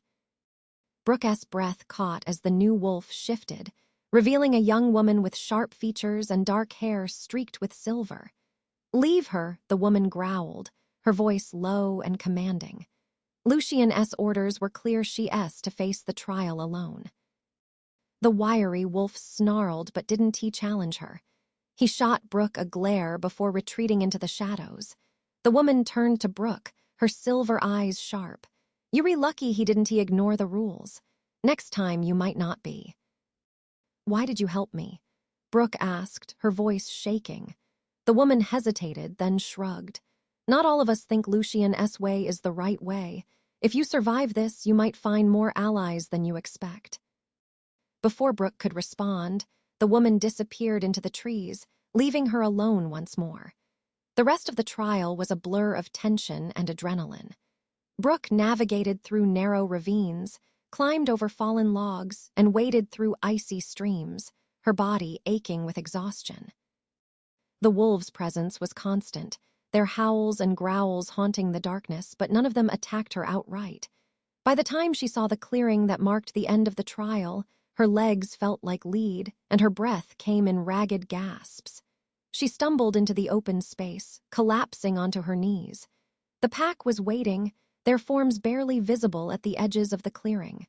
Lucian stood at the center, his cold gaze fixed on her as she struggled to her feet. "You made it," he said, his voice laced with disdain. "Barely." Brooke's chest heaved as she met his gaze, "But I made it." Lucian arched an eyebrow, his lips curling into a faint smile. "Yes, you did." Kieran stepped out of the shadows, his golden eyes blazing with a mix of relief and anger. He moved to Brooke's side, placing a steadying hand on her shoulder. "She proved herself," he said, his voice low and firm. "Let her go." Lucian's smile faded, his expression turning cold. "She's earned her place for now." "But don't mistake endurance for strength, Kieran. She still has much to learn." As the pack began to disperse, Brooke felt the weight of Lucian's words settle over her. She had survived the trial, but the fight for her freedom was far from over. And in the shadows of the forest, alliances were beginning to form, alliances that would change everything. Chapter 12. The Howl and the Storm. The storm returned with a vengeance that night, winds howling through the trees as snow fell in relentless sheets. Brooke sat by the fire in the cabin, her body aching from the trial. Her muscles screamed with every movement, but the adrenaline hadn't faded completely. She kept replaying the night's events in her mind, the wolves' eyes gleaming in the dark, the woman who had intervened, and the haunting finality of Lucian's warning. Kieran was across the room, sharpening a knife with deliberate focus. His golden eyes flicked to her occasionally, as if he were trying to gauge her state of mind. "Are you going to keep pacing in your head, or do you want to talk about it?" he asked finally, his voice low. Brooke stopped fiddling with her necklace and looked at him. "Do they always make it this hard to survive?" Kieran smirked, though it didn't reach his eyes. "Harder, usually. You made it farther than most humans would have." "Thanks," she said dryly, though her chest warmed slightly at the faint praise. Kieran set the knife down and leaned back in his chair, watching her. "You did well, Brooke. Better than I expected, honestly." She raised an eyebrow. "Better than you expected. You were the one who told me I could handle it." "I said I'd be there to help if things got out of hand," he corrected, his smirk fading. "But you didn't need me." That's impressive. Brooke wasn't sure how to respond to that. Instead, she leaned forward, her elbows resting on her knees. "That woman, the one who stopped the other wolf, who is she?" Kieran's expression darkened. "Mara. She's one of the pack's lieutenants. She follows Lucian, but she's not blind to his faults. Why would she help me?" "Probably to make a point," Kieran said. "Mara's been questioning Lucian's leadership for a while. She won't outright defy him, but she's not loyal the way Callan is." Brooke frowned. "So there's division in the pack." Always, Kieran said, his tone bitter. Lucian rules through fear and strength, but that doesn't mean everyone agrees with him. There are wolves who think the pack should change, be more open, less violent. Mara's one of them. Brooke hesitated. And you? Kieran's eyes flicked to hers, the golden glow softening slightly. I think the pack needs to survive, but that doesn't mean I agree with everything Lucian does. She studied him for a moment, her chest tightening. You read different from the others, she said softly. Kieran looked away, his jaw tightening. Not as different as you think. Before she could respond, a loud howl cut through the storm. It was closer than she expected, the sound piercing the walls of the cabin. Brooke's heart leapt and she shot to her feet. What was that? Kieran was already moving, his body tense as he grabbed the knife and headed for the door. Trouble. The storm outside was blinding, the wind whipping snow into their faces as Brooke and Kieran stepped onto the porch. She could barely see past the edge of the clearing, but she didn't need to. Figures were emerging from the forest, their forms barely visible in the swirling snow. Stay behind me, Kieran said, his voice low and commanding. Brooke obeyed, clutching her necklace tightly as the wolves approached. There were 3 of them, all in human form, their eyes glowing faintly in the dark. At the center was Callan, his sharp features twisted into a scowl. Well, isn't he this cozy? Callan sneered, his voice cutting through the storm. The human and her loyal guard dog. Kieran stepped forward, his grip on the knife tightening. What do you want, Callan? What I want. Callan's smirk widened. I want to finish what we started. You humiliated me in front of the pack, Kieran. You think I am going to let that slide? Brooke's pulse quickened as Callan's hand twitched, his claws beginning to extend. She stepped closer to Kieran, her voice trembling. I thought the fight was over. For now, Callan said, his silver eyes gleaming, but there's no rule against settling scores off the record. Kieran growled low, the sound rumbling through the storm. You know the rules, Callan. This isn't your fight anymore. It's always my fight, Callan snapped. He took a step forward, his form blurring as he began to shift. Before Brooke could react, a blur of motion came from the trees. Mara stepped into the clearing, her expression hard and unyielding. Stand down, Callan, she said, her voice cold. Callan froze, his half-shifted form twisting back into human shape. He glared at Mara, his lips curling. You don't belong here. Neither do you, Mara shot back. Her gaze shifted to Kieran and Brooke, her silver eyes unreadable. Lucian gave his orders. The human has earned her place for now. Any attempt to undermine that is a challenge to the Alpha himself. Callan growled low, but didn't he argue? Instead, he shot one last glare at Kieran and Brooke before retreating into the storm, his companions following him without a word. As the snow settled, Mara turned to Kieran, her expression softening slightly. You need to be more careful. Callan's pride isn't going to heal overnight. Kieran nodded. Thanks. Mara's gaze shifted to Brooke, her eyes narrowing. You survived the trial, but that doesn't mean you're safe. There's more going on here than you realize. Brooke frowned. What do you mean? Lucian isn't just testing you, Mara said. He's testing Kieran and by extension the rest of the pack. If you want to survive, you'll need allies. Real ones. Are you offering? Brooke asked cautiously. Mara smirked faintly, though there was no humor in it. Let us just say I am keeping my options open. For now, stay out of trouble. Both of you. With that, Mara turned and disappeared into the trees, leaving Brooke and Kieran alone once more. Back in the cabin, Brooke sank into a chair, her body trembling with exhaustion and adrenaline. How is this my life now? She muttered, her voice laced with frustration. Kieran sat across from her, his expression serious. Because you made a choice to save someone you didn't know.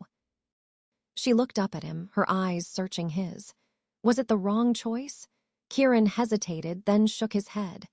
No, but it's a dangerous one. Brooke sighed, her fingers brushing the pendant at her throat. Then we need to figure out what Lucian's really planning. Because I am not going to keep running from this. Kieran nodded, his golden eyes meeting hers. Neither am I. And as the storm raged outside, Brooke felt a flicker of hope for the first time. She wasn't fighting this alone. Chapter 13. Through the ice, the storm passed by morning, leaving the world blanketed in pristine, blinding snow. Brooke woke to a sharp chill in the air and the unmistakable sound of Kieran moving about the cabin. He was crouched by the fire, coaxing the embers back to life. His golden eyes reflected the flames, giving him an otherworldly glow that made her chest tighten. "Morning," she said softly, sitting up and rubbing her eyes. Kieran glanced over his shoulder, offering a faint smile. "Morning." "How are you feeling?" "Sore," she admitted, stretching her stiff limbs. "But alive. That's the important part." As she got to her feet, pulling her jacket tighter against the cold, Kieran stood and faced her. His expression was serious, his posture tense. "We need to move," he said. "Mara's warning last night wasn't just about Callan. Something happening in the pack, and we can wait for it to come to us." Brooke frowned, her pulse quickening. "What do you mean?" Kieran hesitated, as if weighing how much to tell her. "Lucian's power isn't as secure as it seems. The pack is divided, and if he feels his control slipping, he'll act to tighten his grip. That could mean targeting you or me. So what do? "We go to the source," Kieran said. "There's a place deep in the forest, an old meeting ground for the pack. It's where Lucian claims his authority comes from. If we can get there, we might find something to use against him." Brooke swallowed hard, her stomach twisting at the thought. "Something like what?" "Proof that his power isn't absolute," Kieran said. "The pack follows him because they believe he's the strongest. If we can show them otherwise." He didn't finish the sentence, but Brooke understood. If Lucian lost the pack's loyalty, his reign would crumble. "All right," she said, steeling herself. "Let us go." The journey through the forest was grueling. The snow was deep, and the air was sharp with cold, but Kieran moved with unerring confidence, leading her through the dense trees with the instincts of a predator who knew this land better than his own reflection. As they walked, Brooke couldn't shake the feeling that they were being watched. The shadows seemed to move in the corners of her vision, and the faint crunch of snow behind them kept her on edge. "Kieran," she said quietly, "are we alone?" He didn't answer immediately, his head tilting slightly as if listening to something she couldn't hear. "No," he said finally. "The pack is watching. They've been following us since we left the cabin." Her chest tightened. "Why haven't they stopped us?" "They waiting," Kieran said. "Lucian doesn't want them to act until he's ready." The thought sent a shiver down her spine, but she pressed on, trusting Kieran to lead the way. By mid-afternoon, they reached a frozen lake at the base of a steep ridge. The sunlight glinted off the ice, making it seem deceptively peaceful. "This is it," Kieran said, his voice low. Brooke glanced around, her breath visible in the frigid air. "What is this place?" "It's called Hollowfang's Rest," Kieran said, his golden eyes scanning the area. "It's where the pack used to meet under the old Alpha. Before Lucian." Her gaze followed his, taking in the jagged cliffs and the eerie silence that surrounded the lake. It felt ancient, untouched, as if the land itself held its breath. "What are we looking for?" she asked. "Anything that ties Lucian's authority to this place," Kieran said, stepping onto the frozen lake. "There's a legend that the Alpha's power is tied to an artifact hidden here, something the old Alpha left behind." Brooke followed cautiously, her boots slipping slightly on the ice. "An artifact? Like what?" "A talisman," Kieran said. "They say it's the source of the Alpha's strength. If we can find it, we might be able to." A sudden crack echoed through the clearing, cutting him off. Brooke froze, her heart leaping into her throat as she looked down. The ice beneath her feet had begun to splinter, jagged cracks spreading outward in a spiderweb pattern. "Kieran," she said, her voice trembling. "I know," he said, his gaze darting around. "Move slowly. Stay close to me." They took careful steps toward the edge of the lake, but the cracks only widened. The ice groaned beneath their weight, and Brooke's panic surged. "We're not going to make it," she said, her voice rising. Kieran turned to her, his golden eyes blazing. "Trust me." Before she could respond, the ice gave way beneath her. The freezing water hit her like a sledgehammer, stealing the breath from her lungs. Brooke thrashed wildly, her limbs numb as the cold seeped into her bones. Couldn't he think only the instinct to survive drove her movements? "Brooke." Kieran's voice was muffled, but it cut through the panic like a lifeline. A moment later, strong arms wrapped around her, pulling her upward. She broke through the surface with a gasp, the air burning her lungs as Kieran hauled her onto a solid sheet of ice. "Stay with me," he said, his voice steady despite the urgency in his movements. Brooke coughed violently, her body trembling as he helped her to her feet. They stumbled toward the shore, the ice cracking ominously behind them. When they finally reached solid ground, Brooke collapsed onto the snow, her breath coming in ragged gasps. "Kieran," she choked out, her teeth chattering. That was too close. He crouched beside her, his expression filled with a mix of relief and anger. "You refreezing. We need to get you warm." Before she could protest, he pulled her into his arms, his body radiating an unnatural heat. Brooke leaned into him, her trembling slowing as the warmth began to seep into her skin. "Thank you," she whispered, her voice barely audible. Kieran tightened his hold on her, his golden eyes softening. "I told you I wouldn't let anything happen to you." As the sun dipped lower in the sky, the lake behind them seemed to grow darker, its frozen surface reflecting the twilight like a mirror. Brooke glanced over her shoulder, a sense of unease creeping over her. "We didn't find the talisman," she said, her voice shaky. Kieran's gaze followed hers, his expression grim. "No," he said, "but we're not done yet." And as the shadows deepened around Hollowfang's rest, Brooke couldn't shake the feeling that their search had only just begun. Chapter 14, The Mark of the Wolf Night fell quickly over the forest, the fading twilight replaced by the glow of a waxing moon. Brooke sat beside the fire Kieran had built in the shelter of a rocky overhang. Her clothes, hung on a branch nearby, steamed faintly as they dried in the fire's warmth. Kieran had insisted she stay wrapped in his jacket, which was oversized on her but blissfully warm. Her thoughts were a whirlwind of fear, determination, and unanswered questions. The lake's icy grip still lingered in her memory, but her focus was on something deeper, something she couldn't quite name. "What happens if we don't find this talisman?" she asked, breaking the silence. Kieran, crouched on the other side of the fire, looked up. His golden eyes flickered in the firelight, intense and searching. "Then we lose our best chance at stopping Lucian. Without proof that his power is tied to something other than himself, the pack won't question him, and if they don't question him, they'll never turn against him." Brooke shivered, though the fire was warm. "Do you really think they'll follow someone else if we find it?" Kieran hesitated, his jaw tightening. "Not easily. But the pack respects strength and truth. If Lucian's been lying to them, it might be enough to shift the balance." Brooke frowned, leaning forward. "You're talking about more than just exposing him, guarantee you. You're talking about taking his place." His silence spoke volumes. "You'd be the alpha," she said, her voice barely above a whisper. Kieran looked away, his expression unreadable. "If it comes to that, I'll do what I have to." The pack needs more than fear and control. They need something better. "Someone better," Brooke murmured. The weight of his words settled between them. She could see the burden he carried, the conflict etched into every line of his face. Kieran didn't want this fight, but he was willing to take it on for her and for the pack. The fire crackled, filling the silence. Brooke found herself reaching for her necklace, the silver pendant warm against her fingers. "Do you think this has something to do with it?" Kieran's gaze flicked to the pendant, his expression darkening. "It's possible. If your family really was connected to the pack's history, that necklace might be more important than we realize."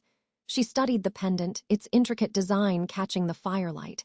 "My mother always said it was a symbol of protection. I never thought it could mean this." Kieran moved closer, his presence a comforting weight beside her. "Symbols carry power. The pack knows that better than anyone. If Lucian sees your necklace as a threat, it's because he knows what it represents. What does it represent? Kieran hesitated, his gaze steady. Change.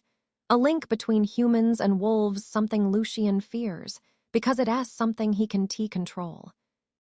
Brooke felt a chill run through her, but before she could respond, a sound cut through the night. A low, mournful howl closer than she expected. Kieran shot to his feet, his body tense. They coming. Lucian, Brooke asked, her heart racing. Not yet, Kieran said, his voice low. But Callan won't give up. If he's leading them, they'll be looking for blood. Brooke grabbed her clothes from the branch, quickly dressing despite the lingering dampness. We need to go. Kieran nodded, his golden eyes scanning the shadows. Stay close to me. If they catch us, Dante fight run. I'll hold them off. I am not leaving you, Brooke said firmly, her voice steady despite her fear. Kieran glanced at her, his expression softening. You might not have a choice. They moved quickly through the forest, the snow crunching softly underfoot. The howls grew louder, each one sending a jolt of fear through Brooke's chest. She clutched her necklace tightly, its weight a small comfort against the rising panic. Kieran led the way, his movements silent and fluid. He stopped suddenly, his hand raised in a signal for her to halt. What is it? Brooke whispered. He tilted his head, his golden eyes narrowing. They close.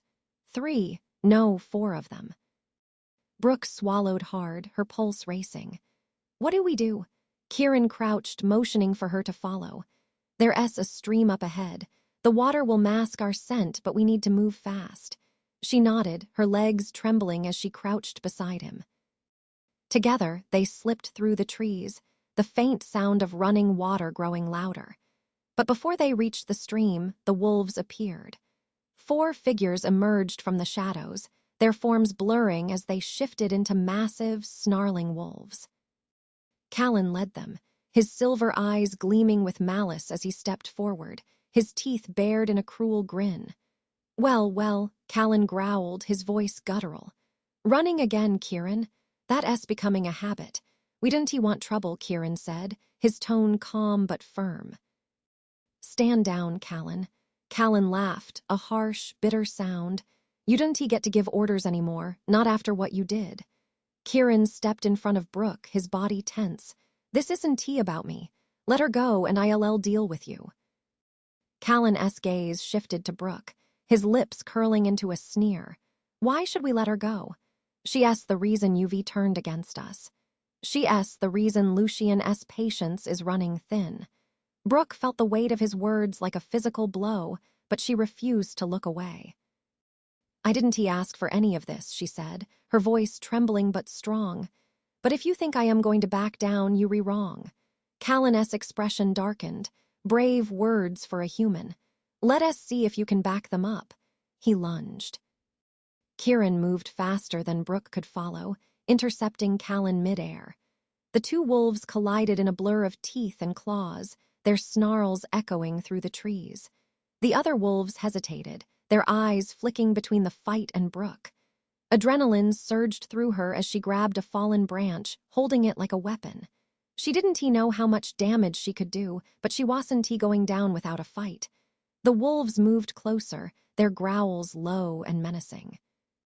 Brooke's heart pounded as she raised the branch, her grip tightening. Then, suddenly, the wolves froze. Brooke followed their gaze and saw Kieran standing over Callan, his fangs bared and blood dripping from his claws. Callan whimpered, his body limp beneath Kieran's weight. Enough, Kieran growled, his voice echoing through the forest. The other wolves hesitated, then retreated, their forms disappearing into the shadows. Kieran stepped back, his breathing heavy as Callan shifted back into human form, his face pale and bloodied. This isn't over, Callan spat, his voice weak but venomous. Go, Kieran said coldly, and tell Lucian that his time is running out. Callan staggered to his feet, shooting Brooke a hateful glare before disappearing into the forest. Kieran turned to Brooke, his golden eyes filled with concern. Are you okay? She nodded, though her legs felt like jelly. Yeah, I am okay. He reached for her, his hand warm and steady against her shoulder. "We need to keep moving. This isn't over yet." Brooke nodded, her determination hardening. She wasn't sure what lay ahead, but one thing was certain: she and Kieran were in this together, and she wasn't about to back down. Chapter 15, The Silent Woods. The forest grew darker and denser as they pressed on, its silence almost suffocating. Even the wind seemed to have stilled, leaving only the soft crunch of snow underfoot and the distant rustle of branches. Brooke felt the weight of the night pressing down on her, her body weary from the endless tension. Kieran moved ahead of her, his golden eyes scanning the shadows with predatory precision. He had taken on an almost otherworldly presence since the confrontation with Callan, alert, silent, and deadly. Brooke trailed behind him, clutching her necklace tightly as if it were a talisman against the unknown. They hadn't spoken much since the fight. There was little to say, and the woods felt like they were listening, waiting for the next move. "How much farther?" Brooke finally asked, her voice hushed. Kieran slowed, glancing back at her. "Not far. The meeting ground is just beyond the ridge. And you sure we'll find something there?" "No," he admitted, his gaze steady. "But if there's anything that can turn the pack against Lucian, it'll be there. The old Alpha's legacy is buried in that place." Brooke nodded, swallowing hard. She could feel the tension radiating from Kieran, and it mirrored her own. Every step brought them closer to a confrontation she wasn't sure they were ready for. As they climbed the ridge, the trees thinned, revealing a wide, moonlit expanse below. The clearing was unlike anything Brooke had ever seen. Massive stones jutted from the ground, arranged in a rough circle, their surfaces etched with markings that glinted faintly in the light. Snow blanketed the ground, but it didn't seem to touch the stones, as if an invisible barrier protected them. "This is it," Kieran said, his voice low. Brooke stepped closer, her breath catching at the sight. "What is this place?" "Hollowfang's Rest," Kieran said, his gaze sweeping over the stones. "It's older than the pack, older than any of us. The old Alpha used it as a sacred meeting ground, a place to bond the wolves to the land and to each other." Brooke approached one of the stones, her fingers brushing the strange symbols carved into its surface. They were intricate and fluid, like a language she couldn't read but somehow felt connected to. "What do these mean?" she asked. Kieran moved beside her, his golden eyes narrowing as he studied the markings. "They old, ancient. They tell the story of the first wolves, the ones who forged the bond with the land and became the first pack. It's said their strength came from a talisman, something that tied them to this place." "The artifact," Brooke murmured. Kieran nodded. "If it's here, it'll be somewhere near the center, but we need to be careful. Lucian will have left his mark on this place." As they moved toward the center of the circle, the air grew colder, heavier. Brooke could feel it pressing against her chest, making it harder to breathe. The snow seemed to glow faintly, the moonlight reflecting off the ice crystals like 1,000 tiny stars. At the center of the circle, a stone pedestal rose from the ground. It was smaller than the others, but its surface was polished smooth, and it shimmered faintly with an unnatural light. "This is it," Kieran said, his voice hushed. Brooke hesitated, her eyes locked on the pedestal. "Do you think it's here?" "There's only one way to find out." Kieran stepped forward, his movements careful and deliberate. As he approached the pedestal, the air around them seemed to shift, a low hum vibrating through the ground. Brooke's heart pounded as she followed him, her instincts screaming at her to turn back, though she didn't understand why. When Kieran reached the pedestal, he froze, his golden eyes narrowing. "What is it?" Brooke asked, her voice trembling. "There's something here," he said. "Something hidden." He reached out, his fingers brushing the surface of the pedestal. A faint glow pulsed beneath his hand, spreading outward like ripples in a pond. Brooke stepped closer, her eyes widening as the glow intensified. Suddenly, the ground beneath them shuddered. Brooke stumbled, her hand shooting out to steady herself against one of the stones. The air filled with a low, guttural growl that seemed to come from everywhere at once. "Kieran," she said, panic rising in her chest. "I know," he said, his voice tense. "We're not alone." From the shadows at the edge of the clearing, figures began to emerge. Wolves, their eyes glowing like embers, stepped into the moonlight, their forms blurring as they shifted into human shape. At their center was Lucien, his presence commanding and dangerous. "Well," Lucien said, his voice cold and sharp, "I was wondering how long it would take you to come here." Kieran turned to face him, his body tense and ready. "Lucien." Lucien's gaze flicked to Brooke, his expression darkening. And the human, of course. Always right where she doesn't belong. Brooke clenched her fists, her fear giving way to anger. "You're afraid of me," she said, her voice steady despite her racing heart. Lucien's lips curled into a cruel smile. "Afraid? No, little human. You're an inconvenience, nothing more. You wouldn't be here if I was just an inconvenience." Brooke shot back, surprising herself with the defiance in her voice. Lucien's eyes narrowed, his amusement fading. "You don't understand the forces you're meddling with. This place, this power, it belongs to the pack. Not to you, and certainly not to him." He nodded toward Kieran, his disdain clear. Kieran stepped forward, his golden eyes blazing. "The pack deserves better than you, Lucien. You rule through fear, not strength. That ends now." Lucien laughed, the sound echoing through the clearing. "You think you can challenge me, Kieran? You're a traitor, a fool. And now, you've brought this human into our world, risking everything for your own weakness." "She's not a weakness," Kieran said, his voice sharp. "She's a reminder of what the pack could be, what it should be." Lucien's smile vanished, his expression hardening. "Then let her prove it. Let her take the talisman and face the consequences." Brooke's breath caught as all eyes turned to her. The pedestal shimmered faintly, the glow pulsing like a heartbeat. "What happens if I take it?" she asked, her voice trembling. Lucien's smile returned, cold and cruel. "You'll find out." Kieran stepped closer to her, his hand brushing hers. "You don't have to do this," he said softly. "Yes, I do," Brooke said, meeting his gaze. "If this is the only way to end this, then I have to try." She turned to the pedestal, her heart pounding as she reached out. The glow brightened, enveloping her hand as her fingers brushed the surface. And then the world exploded in light. Chapter 16, the Alpha S Challenge. Blinding light engulfed the clearing as Brooke's fingers closed around the talisman.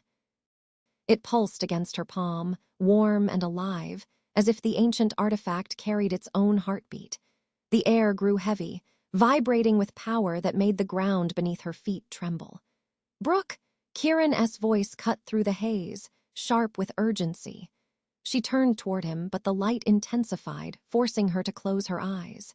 The sensation was overwhelming, a surge of energy coursing through her veins, threatening to tear her apart and rebuild her all at once. And then, as suddenly as it began, the light vanished. The forest fell silent, the clearing bathed in the pale glow of the moon. Brooke opened her eyes, her breath hitching as she took in the scene. The talisman, a small, intricately carved stone, rested in her hand, its surface faintly glowing with an inner light. Lucien stepped forward, his expression unreadable as his sharp gaze locked onto the artifact. "You shouldn't have touched that," he said, his voice low and dangerous. Brooke's grip tightened instinctively. "Why? Because it doesn't belong to you." Lucien's lips curled into a snarl. "You don't understand what you've done. The talisman is bound to the Alpha, to the pack. You've disrupted that balance. Or maybe I've revealed the truth." Brooke shot back, surprising herself with the strength in her voice. "This doesn't belong to you, Lucien. It belongs to the pack, to all of them." Murmurs rippled through the gathered wolves. Some exchanged glances, their expressions uncertain. Lucien's authority, once absolute, now seemed to teeter on the edge of collapse. "You've gone too far," Lucien growled, his form shifting as he stepped closer. His muscles rippled beneath his skin, his hands elongating into claws. "You think you can challenge me, human? That talisman doesn't make you one of us." "She's not alone," Kieran said, moving to stand beside Brooke. His golden eyes burned with defiance as he faced Lucian. The pack deserves to know the truth. If you've tied your power to the talisman, it means you're not as strong as you claim. Lucian's gaze snapped to Kieran, his expression twisting with fury. You dare to question me? I am not questioning you, Kieran said, his voice steady. I am challenging you. The clearing went deathly quiet. The wolves froze, their gazes darting between Kieran and Lucian. A formal challenge to the Alpha was a declaration of war, a call for leadership to be decided by strength. Lucian's snarl deepened, his body fully shifting into a massive black wolf. His fur bristled, his golden eyes blazing with fury as he turned to the pack. You've all heard him, he growled. Kieran has turned against us. Let this be the end of his defiance. Kieran glanced at Brooke, his expression softening for a moment. Stay back, he said, his voice low but firm, no matter what happens. Kieran, Brooke started, but he shook his head. I mean it, Brooke. Trust me. Before she could respond, Kieran shifted. His human form dissolved, replaced by the powerful wolf she had seen before. His dark fur gleamed in the moonlight, his golden eyes locked onto Lucian with unwavering determination. The two wolves circled each other, their movements slow and deliberate. The air was charged with tension, every muscle in the clearing coiled as the pack watched, their loyalty hanging in the balance. Lucian lunged first, a blur of black fur and snapping jaws. Kieran met the attack head-on, their bodies colliding with a force that shook the ground. The snarls and growls were deafening as they grappled, teeth and claws flashing in the moonlight. Brooke clutched the talisman tightly, her heart racing as the fight unfolded before her. Lucian was larger, his strikes brutal and relentless, but Kieran was faster, his movements precise and calculated. The pack watched in stunned silence, their eyes darting between the combatants. Some seemed to lean toward Lucian, their loyalty unshaken, while others glanced at Brooke and the talisman in her hand, doubt flickering in their eyes. Kieran dodged a powerful swipe from Lucian, his claws raking across the Alpha's side. Lucian howled in pain, staggering briefly before launching another attack. This time, he drove Kieran to the ground, his jaws snapping dangerously close to Kieran's throat.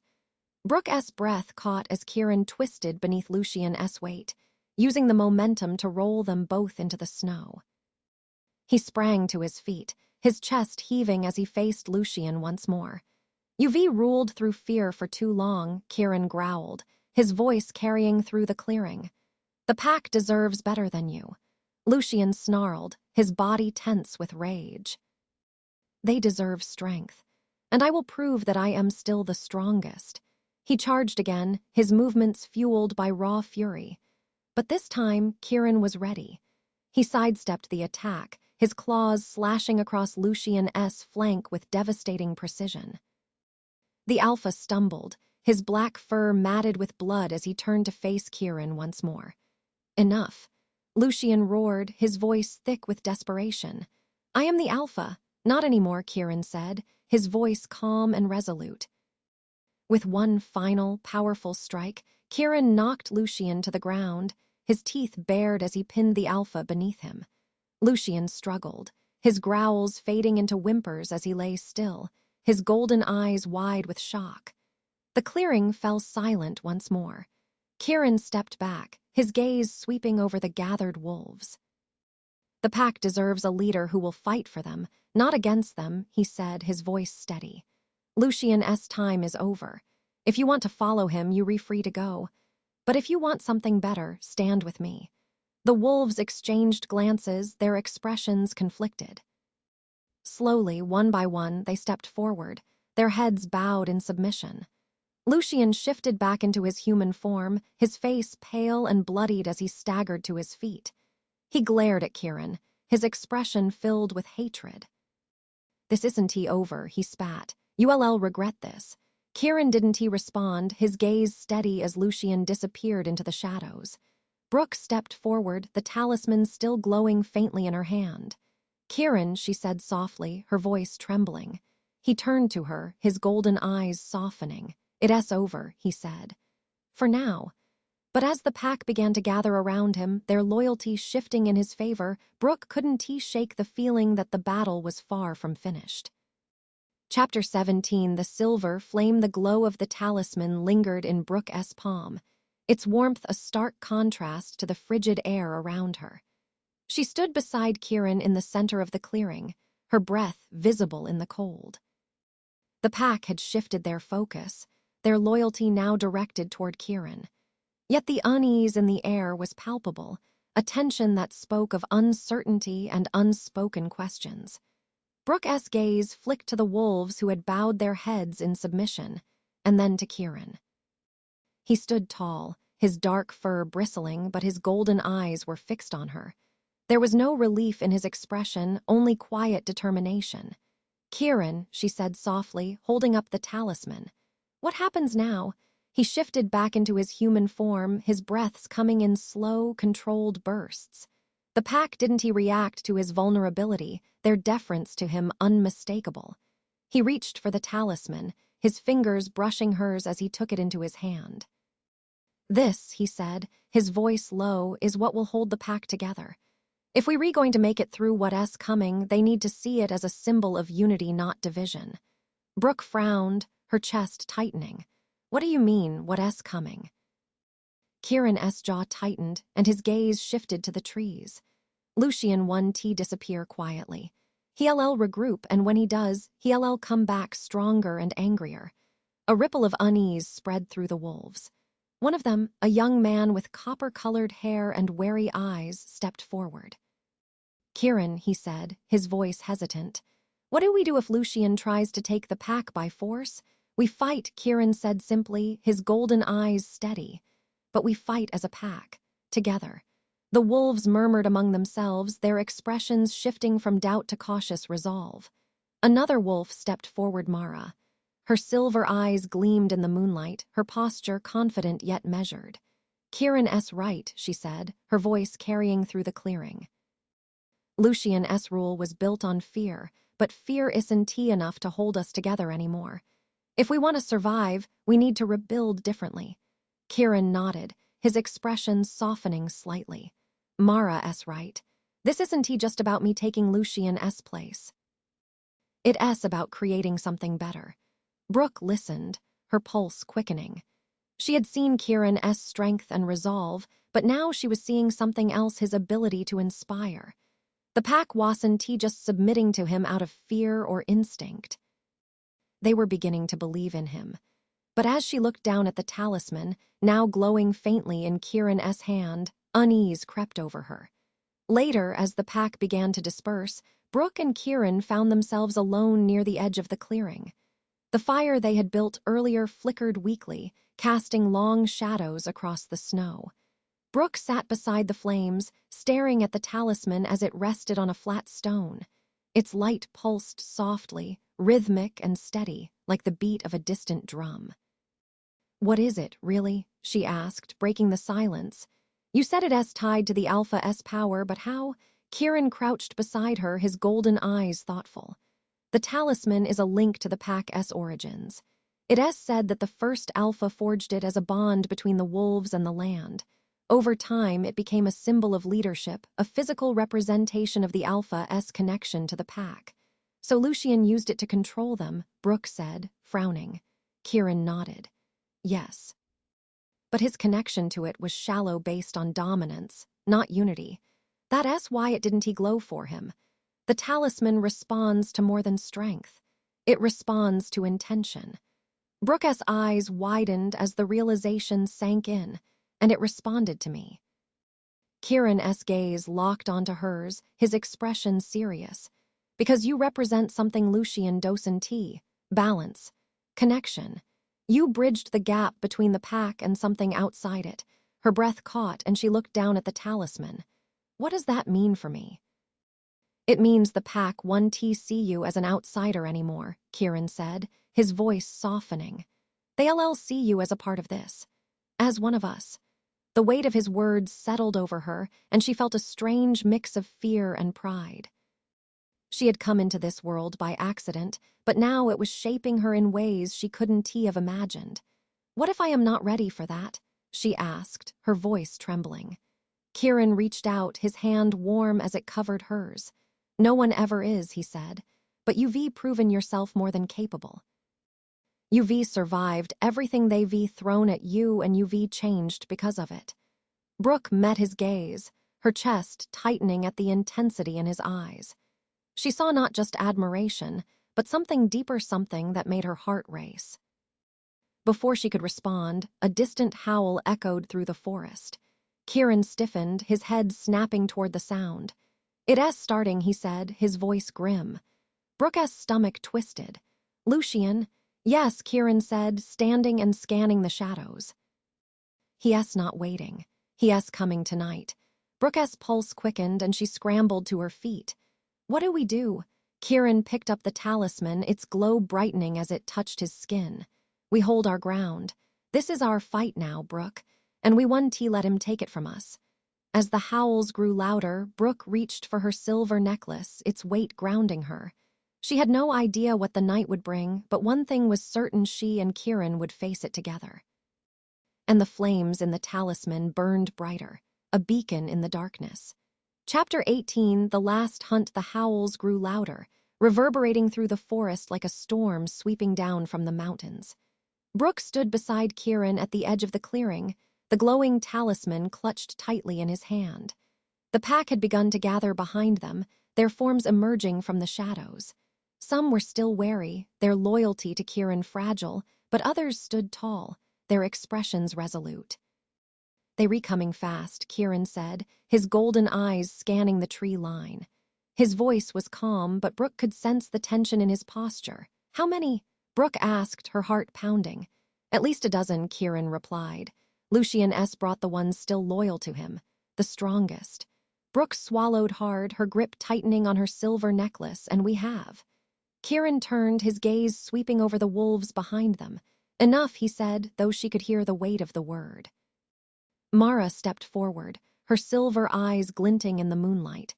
"Lucian overplayed his hand," she said, her voice steady. "Attacking us here, where the talisman's power is strongest. He's desperate." "Desperation can be dangerous," Kieran said. Mara nodded. "So can underestimating us." Brooke's chest tightened as the tension in the clearing thickened. She stepped closer to Kieran, her voice low. "What's the plan?" Kieran glanced at her, his expression softening slightly. "We hold them here. The talisman strengthens the pack's bond. It'll give us an edge. But if Lucian gets past us, everything we've built falls apart. Then we can let that happen," Brooke said firmly. Kieran's lips twitched into a faint smile. "That's the spirit." The first attack came without warning. The wolves burst from the trees in a blur of motion, their forms shifting mid-air as they lunged into the clearing. Lucian was at the forefront, his massive black wolf form cutting an imposing figure against the moonlit snow. His loyalists followed close behind, their snarls echoing through the night. Kieran shifted instantly, his dark furred form surging forward to meet Lucian head-on. Their bodies collided with a bone-jarring force, sending snow flying as they grappled. The clearing erupted into chaos. Wolves clashed in a frenzy of claws and teeth, their snarls and growls filling the air. Brooke stood at the edge of the melee, her heart racing as she clutched her necklace. She wanted to run, to hide, but the pack needed her. Kieran needed her. "Brooke!" Mara's voice cut through the chaos. Brooke turned to see the silver-eyed wolf fighting off two attackers, her movements sharp and calculated. "Keep the talisman safe," Mara shouted. Brooke nodded, her hand instinctively going to the pendant around her neck. She glanced toward the center of the clearing, where Kieran and Lucian's battle raged. Kieran's movements were quick and precise, his claws raking across Lucian's side as the black wolf lunged at him. Lucian was larger, his strikes heavier and more brutal, but Kieran's agility kept him just out of reach. "You've always been a thorn in my side, Kieran," Lucian growled, his voice thick with fury. "Always questioning, always defying. Tonight that ends." Kieran dodged another swipe, his golden eyes blazing. "Your time is over, Lucian. The pack doesn't need you anymore." Lucian roared, his jaws snapping dangerously close to Kieran's throat. On the edge of the clearing, Brooke found herself surrounded. Two wolves circled her, their eyes gleaming with malice as they snarled. Her pulse thundered in her ears, but she forced herself to stand tall, the pendant glowing faintly in her grip. "Stay back," she shouted, her voice trembling but loud. The wolves hesitated, their gazes flicking to the talisman. One lunged, its claws extended, but Brooke swung a heavy branch she grabbed from the ground. The makeshift weapon struck the wolf's side, sending it sprawling into the snow. The second wolf growled, its body tense as it prepared to attack. Suddenly, Mara appeared, her silver-eyed form slamming into the wolf and pinning it to the ground. She shifted back to her human form, her face flushed with exertion. "You okay?" Mara asked, breathing hard. Brooke nodded, though her hands were trembling. "Thanks. Don't he thank me yet," Mara said, her gaze shifting to the fight in the center of the clearing. "It's not over." Kieran and Lucian's battle had reached a fever pitch. Both wolves were bloodied, their fur matted with snow and crimson streaks. Lucian lunged again, his massive body slamming into Kieran and driving him to the ground. Kieran struggled beneath the weight, his golden eyes blazing with defiance. Lucian's jaws snapped at his throat, but Kieran twisted, using the momentum to throw the black wolf off him. Lucian landed on his feet, snarling. "You're a fool, Kieran. You think you can change the pack. They need strength, not weakness." "Strength doesn't mean fear," Kieran growled, his voice carrying through the clearing. "The pack deserves more than you." With a final, powerful leap, Kieran slammed into Lucian, driving him to the ground. His claws raked across Lucian's side, his fangs bared as he pinned the black wolf beneath him. The pack froze, their growls fading into silence as Kieran stood over Lucian. The black wolf whimpered, his body going limp in submission. Kieran shifted back to his human form, his chest heaving as he stood over Lucian. "It's over," he said, his voice steady but firm. "Your reign ends here." Lucian shifted back, his face pale and bloodied. His silver eyes burned with hatred, but he didn't move. "You'll regret this," Lucian spat. "No," Kieran said. "The pack will rebuild. Without you." The clearing fell silent as the wolves turned their gazes to Kieran. Slowly, one by one, they bowed their heads in submission. Brooke stepped forward, the talisman still glowing faintly in her hand. She felt the weight of the moment pressing down on her, the enormity of what had just happened. Kieran turned to her, his golden eyes softening. "It's done," he said. She handed him the talisman, her hand brushing his as she did. "And now?" she asked, her voice trembling. "Now we rebuild," Kieran said, his voice filled with quiet determination. As the pack began to regroup, Brooke couldn't help but feel that the hardest part was still ahead. But for the first time, she felt hope that they could face whatever came next together. Chapter 19, The Crimson Tide. The following days passed in a blur of activity and tense anticipation. The pack settled into a fragile rhythm under Kieran's leadership, but the air was heavy with the knowledge that Lucian was still out there, a shadow looming over their uncertain future. Brooke stayed close to Kieran, the talisman a constant presence between them as they worked to solidify the pack's trust. Hollowfang's rest became the pack's new center, a symbol of change and unity. The massive stones seemed to hum with renewed energy, their ancient carvings glinting faintly in the light of the waxing moon. Brooke spent hours studying them, tracing their patterns and trying to decipher their meaning. "You redrawn to them," Kieran said one evening, his voice soft as he approached her by the largest stone. Brooke glanced at him, her fingers resting on the cool surface of the stone. "It feels like they re-speaking to me," she admitted. "Like they re-trying to tell me something, but I don't understand the language." Kieran stepped closer, his golden eyes thoughtful. "Maybe you don't need to understand the words. Maybe it's enough to listen." Brooke's gaze shifted to him, her chest tightening at the quiet intensity in his voice. "Do you ever feel that way? Like there's something pulling you toward all of this, even if it doesn't make sense. Every day, Kieran said, his lips twitching into a faint smile. It's why I stayed, even when I wanted to leave. The pack, this place it's in my blood.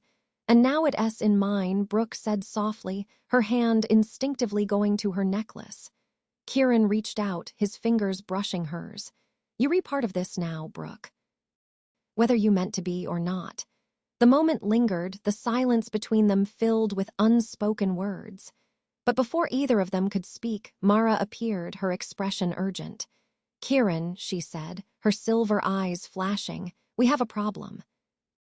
The pack gathered near the edge of the forest, their bodies tense as they listened to Mara's report. Lucian's been spotted near the old eastern den, she said, her voice steady but grave. He's not alone. Callan's with him, along with some of the others who didn't submit after the challenge. How many? Kieran asked, his tone sharp. At least 6, Mara said, maybe more, and they moving fast. Kieran's jaw tightened, his golden eyes narrowing. He's not wasting any time. Brooke stepped forward, her heart pounding. What's he planning? Lucian doesn't take defeat lightly, Mara said. He'll be trying to rally as many of the old loyalists as he can. If he gets enough support, he'll come back to challenge you, and this time, he won't hold back. A murmur rippled through the gathered wolves. Kieran raised a hand, silencing them. We can let him gather strength, he said. If he's building an army, we need to stop him before he's ready. How? One of the younger wolves asked. We didn't even know where he's heading. We do now, Mara said, glancing at Kieran. One of our scouts followed him to the Crimson Ridge. Brooke frowned. The Crimson Ridge, it's a stretch of cliffs to the east, Kieran explained. Steep, dangerous, and easy to defend. Lucian knows the terrain well, he's used it before. Then we need to move, Brooke said, her voice firm. Kieran looked at her, his expression unreadable. This won't be like before, Brooke. If we go after him, it'll be a fight, a real one. I know, Brooke said, meeting his gaze. But I am not sitting this one out. You said it yourself, I am part of this now. Kieran hesitated, then nodded. All right, but you stay close to me. No risks. Deal, Brooke said, though her heart pounded with the weight of what was coming. The trek to the Crimson Ridge was grueling. The pack moved quickly, their forms darting through the snow-covered forest with practiced ease. Brooke struggled to keep up, her breath visible in the freezing air, but she pushed herself to stay close to Kieran. By the time they reached the ridge, the sun was setting, casting the cliffs in a deep red glow. The terrain was jagged and uneven, the narrow paths treacherous under the snow. They here, Kieran said, his voice low. Brooke followed his gaze, her stomach twisting at the sight. Lucian and his loyalists were gathered on a rocky outcrop, their forms silhouetted against the crimson sky. Lucian stepped forward, his black fur gleaming as he shifted into human form. His silver eyes glinted with malice as he looked down at the pack. So predictable, he called, his voice carrying through the cold air. You couldn't leave well enough alone, could you, Kieran? This ends here, Lucian, Kieran said, his tone calm but firm. You've lost. The pack doesn't follow you anymore. Lucian laughed, the sound echoing off the cliffs. You think this is about the pack. This is about power, Kieran, and you don't have what it takes to hold it. He shifted back into his wolf form, his loyalists following suit. The tension in the air was electric, the ridge falling silent as both sides prepared to clash. Kieran glanced at Brooke, his golden eyes steady. Stay behind me, he said. No risks, I know, Brooke said, her voice shaking but determined. Good, Kieran said, his lips twitching into a faint smile. I need you alive. The wolves lunged. The battle was chaos, a blur of motion and sound as the two sides collided. Brooke kept close to the edge of the fight, clutching her necklace and scanning the fray for any sign of Kieran. She spotted him locked in combat with Lucian, their forms twisting and snapping as they grappled near the edge of the cliff. Kieran! She shouted, panic surging through her as Lucian forced him dangerously close to the edge. Kieran twisted, using Lucian's momentum to throw him off balance. Lucian stumbled, his claws scraping against the icy rock, but he recovered quickly, his growl deep and guttural. Brooke's chest tightened as she realized the fight was reaching its peak. And then she saw a faint glow emanating from the talisman in Kieran's hand. The light spread, illuminating the ridge as if the moon itself had descended to the earth. Lucian froze, his silver eyes wide with shock. The pack stilled, their gazes locked on the glowing artifact. "What is this?" Lucian snarled, his voice trembling. "It's the truth," Kieran said, his voice steady. "The pack isn't yours to control anymore, Lucian. It belongs to all of us." With a final surge of strength, Kieran drove Lucian back, the talisman's light pulsing as if in response to his words. Lucian let out a furious howl, but it was drowned out by the collective howl of the pack, an unbroken chorus that shook the cliffs. Lucian turned, his body trembling with rage, and disappeared into the shadows. The ridge fell silent once more. Brooke moved to Kieran's side, her chest heaving with relief. "It's over," she said softly. Kieran turned to her, his golden eyes filled with something she couldn't quite name. "Not yet," he said, "but it will be." As the pack gathered around them, their unity stronger than ever, Brooke felt a flicker of hope that they could finally leave the shadows of the past behind and build something new. Together. Chapter 20, A New Dawn. The first light of dawn broke over the crimson ridge, painting the snow-draped forest in hues of gold and pink. The pack stood gathered at the cliff's edge, their forms silhouetted against the rising sun. Brooke felt the warmth on her face, a stark contrast to the cold tension that still lingered in the air. Lucian was gone, but his shadow remained. Kieran stood at the center of the pack, the talisman in his hand glowing faintly as if responding to the sunlight. His dark hair was tousled, his face streaked with blood and dirt, but he stood tall, his golden eyes burning with quiet determination. Brooke watched as the wolves began to shift back into their human forms. Their faces were a mixture of exhaustion and uncertainty, but as they looked at Kieran, something else began to take root: hope. Mara stepped forward, her silver eyes sharp as she addressed the group. "This is a new beginning for all of us," she said, her voice clear and steady. "Kieran has proven his strength, his loyalty. He has shown us that the pack doesn't have to live under fear anymore." The wolves murmured in agreement, their heads nodding. "But this isn't just his fight," Mara continued, her gaze sweeping over the pack. "It's ours. If we're going to survive, we have to stand together." Kieran raised the talisman, its light brightening. "The pack is more than one leader, more than one voice," he said. "It's all of us, bound by the strength of our unity. From this day forward, we rebuild not as Lucian's pack, but as our own." A ripple of agreement swept through the wolves, their expressions softening as the weight of the moment settled over them. Brooke stepped forward, her heart pounding as she spoke. "Kieran's right. You've all proven your strength tonight, your loyalty to each other. That's what makes this pack strong, not fear or dominance." The wolves turned to her, their expressions unreadable. For a moment, she felt exposed, uncertain. Then Mara stepped beside her, her lips curving into a faint smile. "She's one of us," Mara said, her voice firm. "She's earned her place here." Brooke blinked, her chest tightening as she processed the words. She had spent so much of her life as an outsider, observing, analyzing, never truly belonging. But here, in this wild and dangerous world, she had found something she hadn't realized. She was searching for connection. Kieran nodded, his golden eyes meeting hers. "Brooke is part of this pack," he said, his voice steady. "She's proven that strength isn't just about power, it's about heart. And that's something we all need." The pack let out a low, collective growl of agreement, their heads dipping in respect. As the pack began to disperse, Kieran approached Brooke, the talisman glowing softly in his hand. "You didn't have to speak for me," Brooke said, her voice trembling with emotion. "Yes, I did," Kieran said, his expression softening. "You've done more for this pack than you realize." "More for me." Her breath caught as his golden eyes held hers, the intensity of his gaze making her pulse race. "What happens now?" she asked, her voice barely above a whisper. Kieran looked out over the ridge, the sunlight bathing his face in a warm glow. "Now we build something better. For the pack, for all of us. And Lucian?"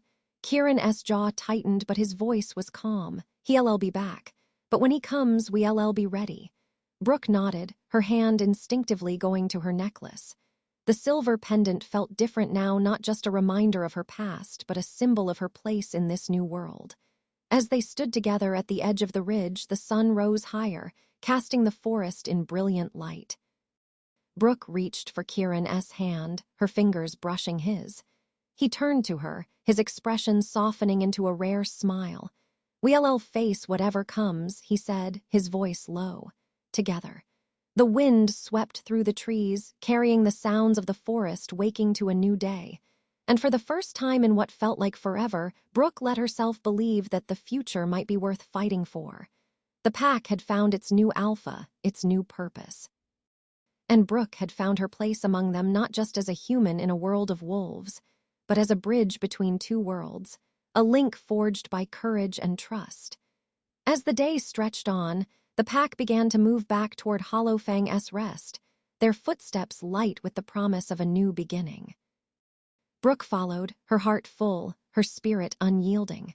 And somewhere in the shadows of the forest, Lucian watched, his silver eyes glinting with quiet fury. The battle was over, but the war had just begun. The end.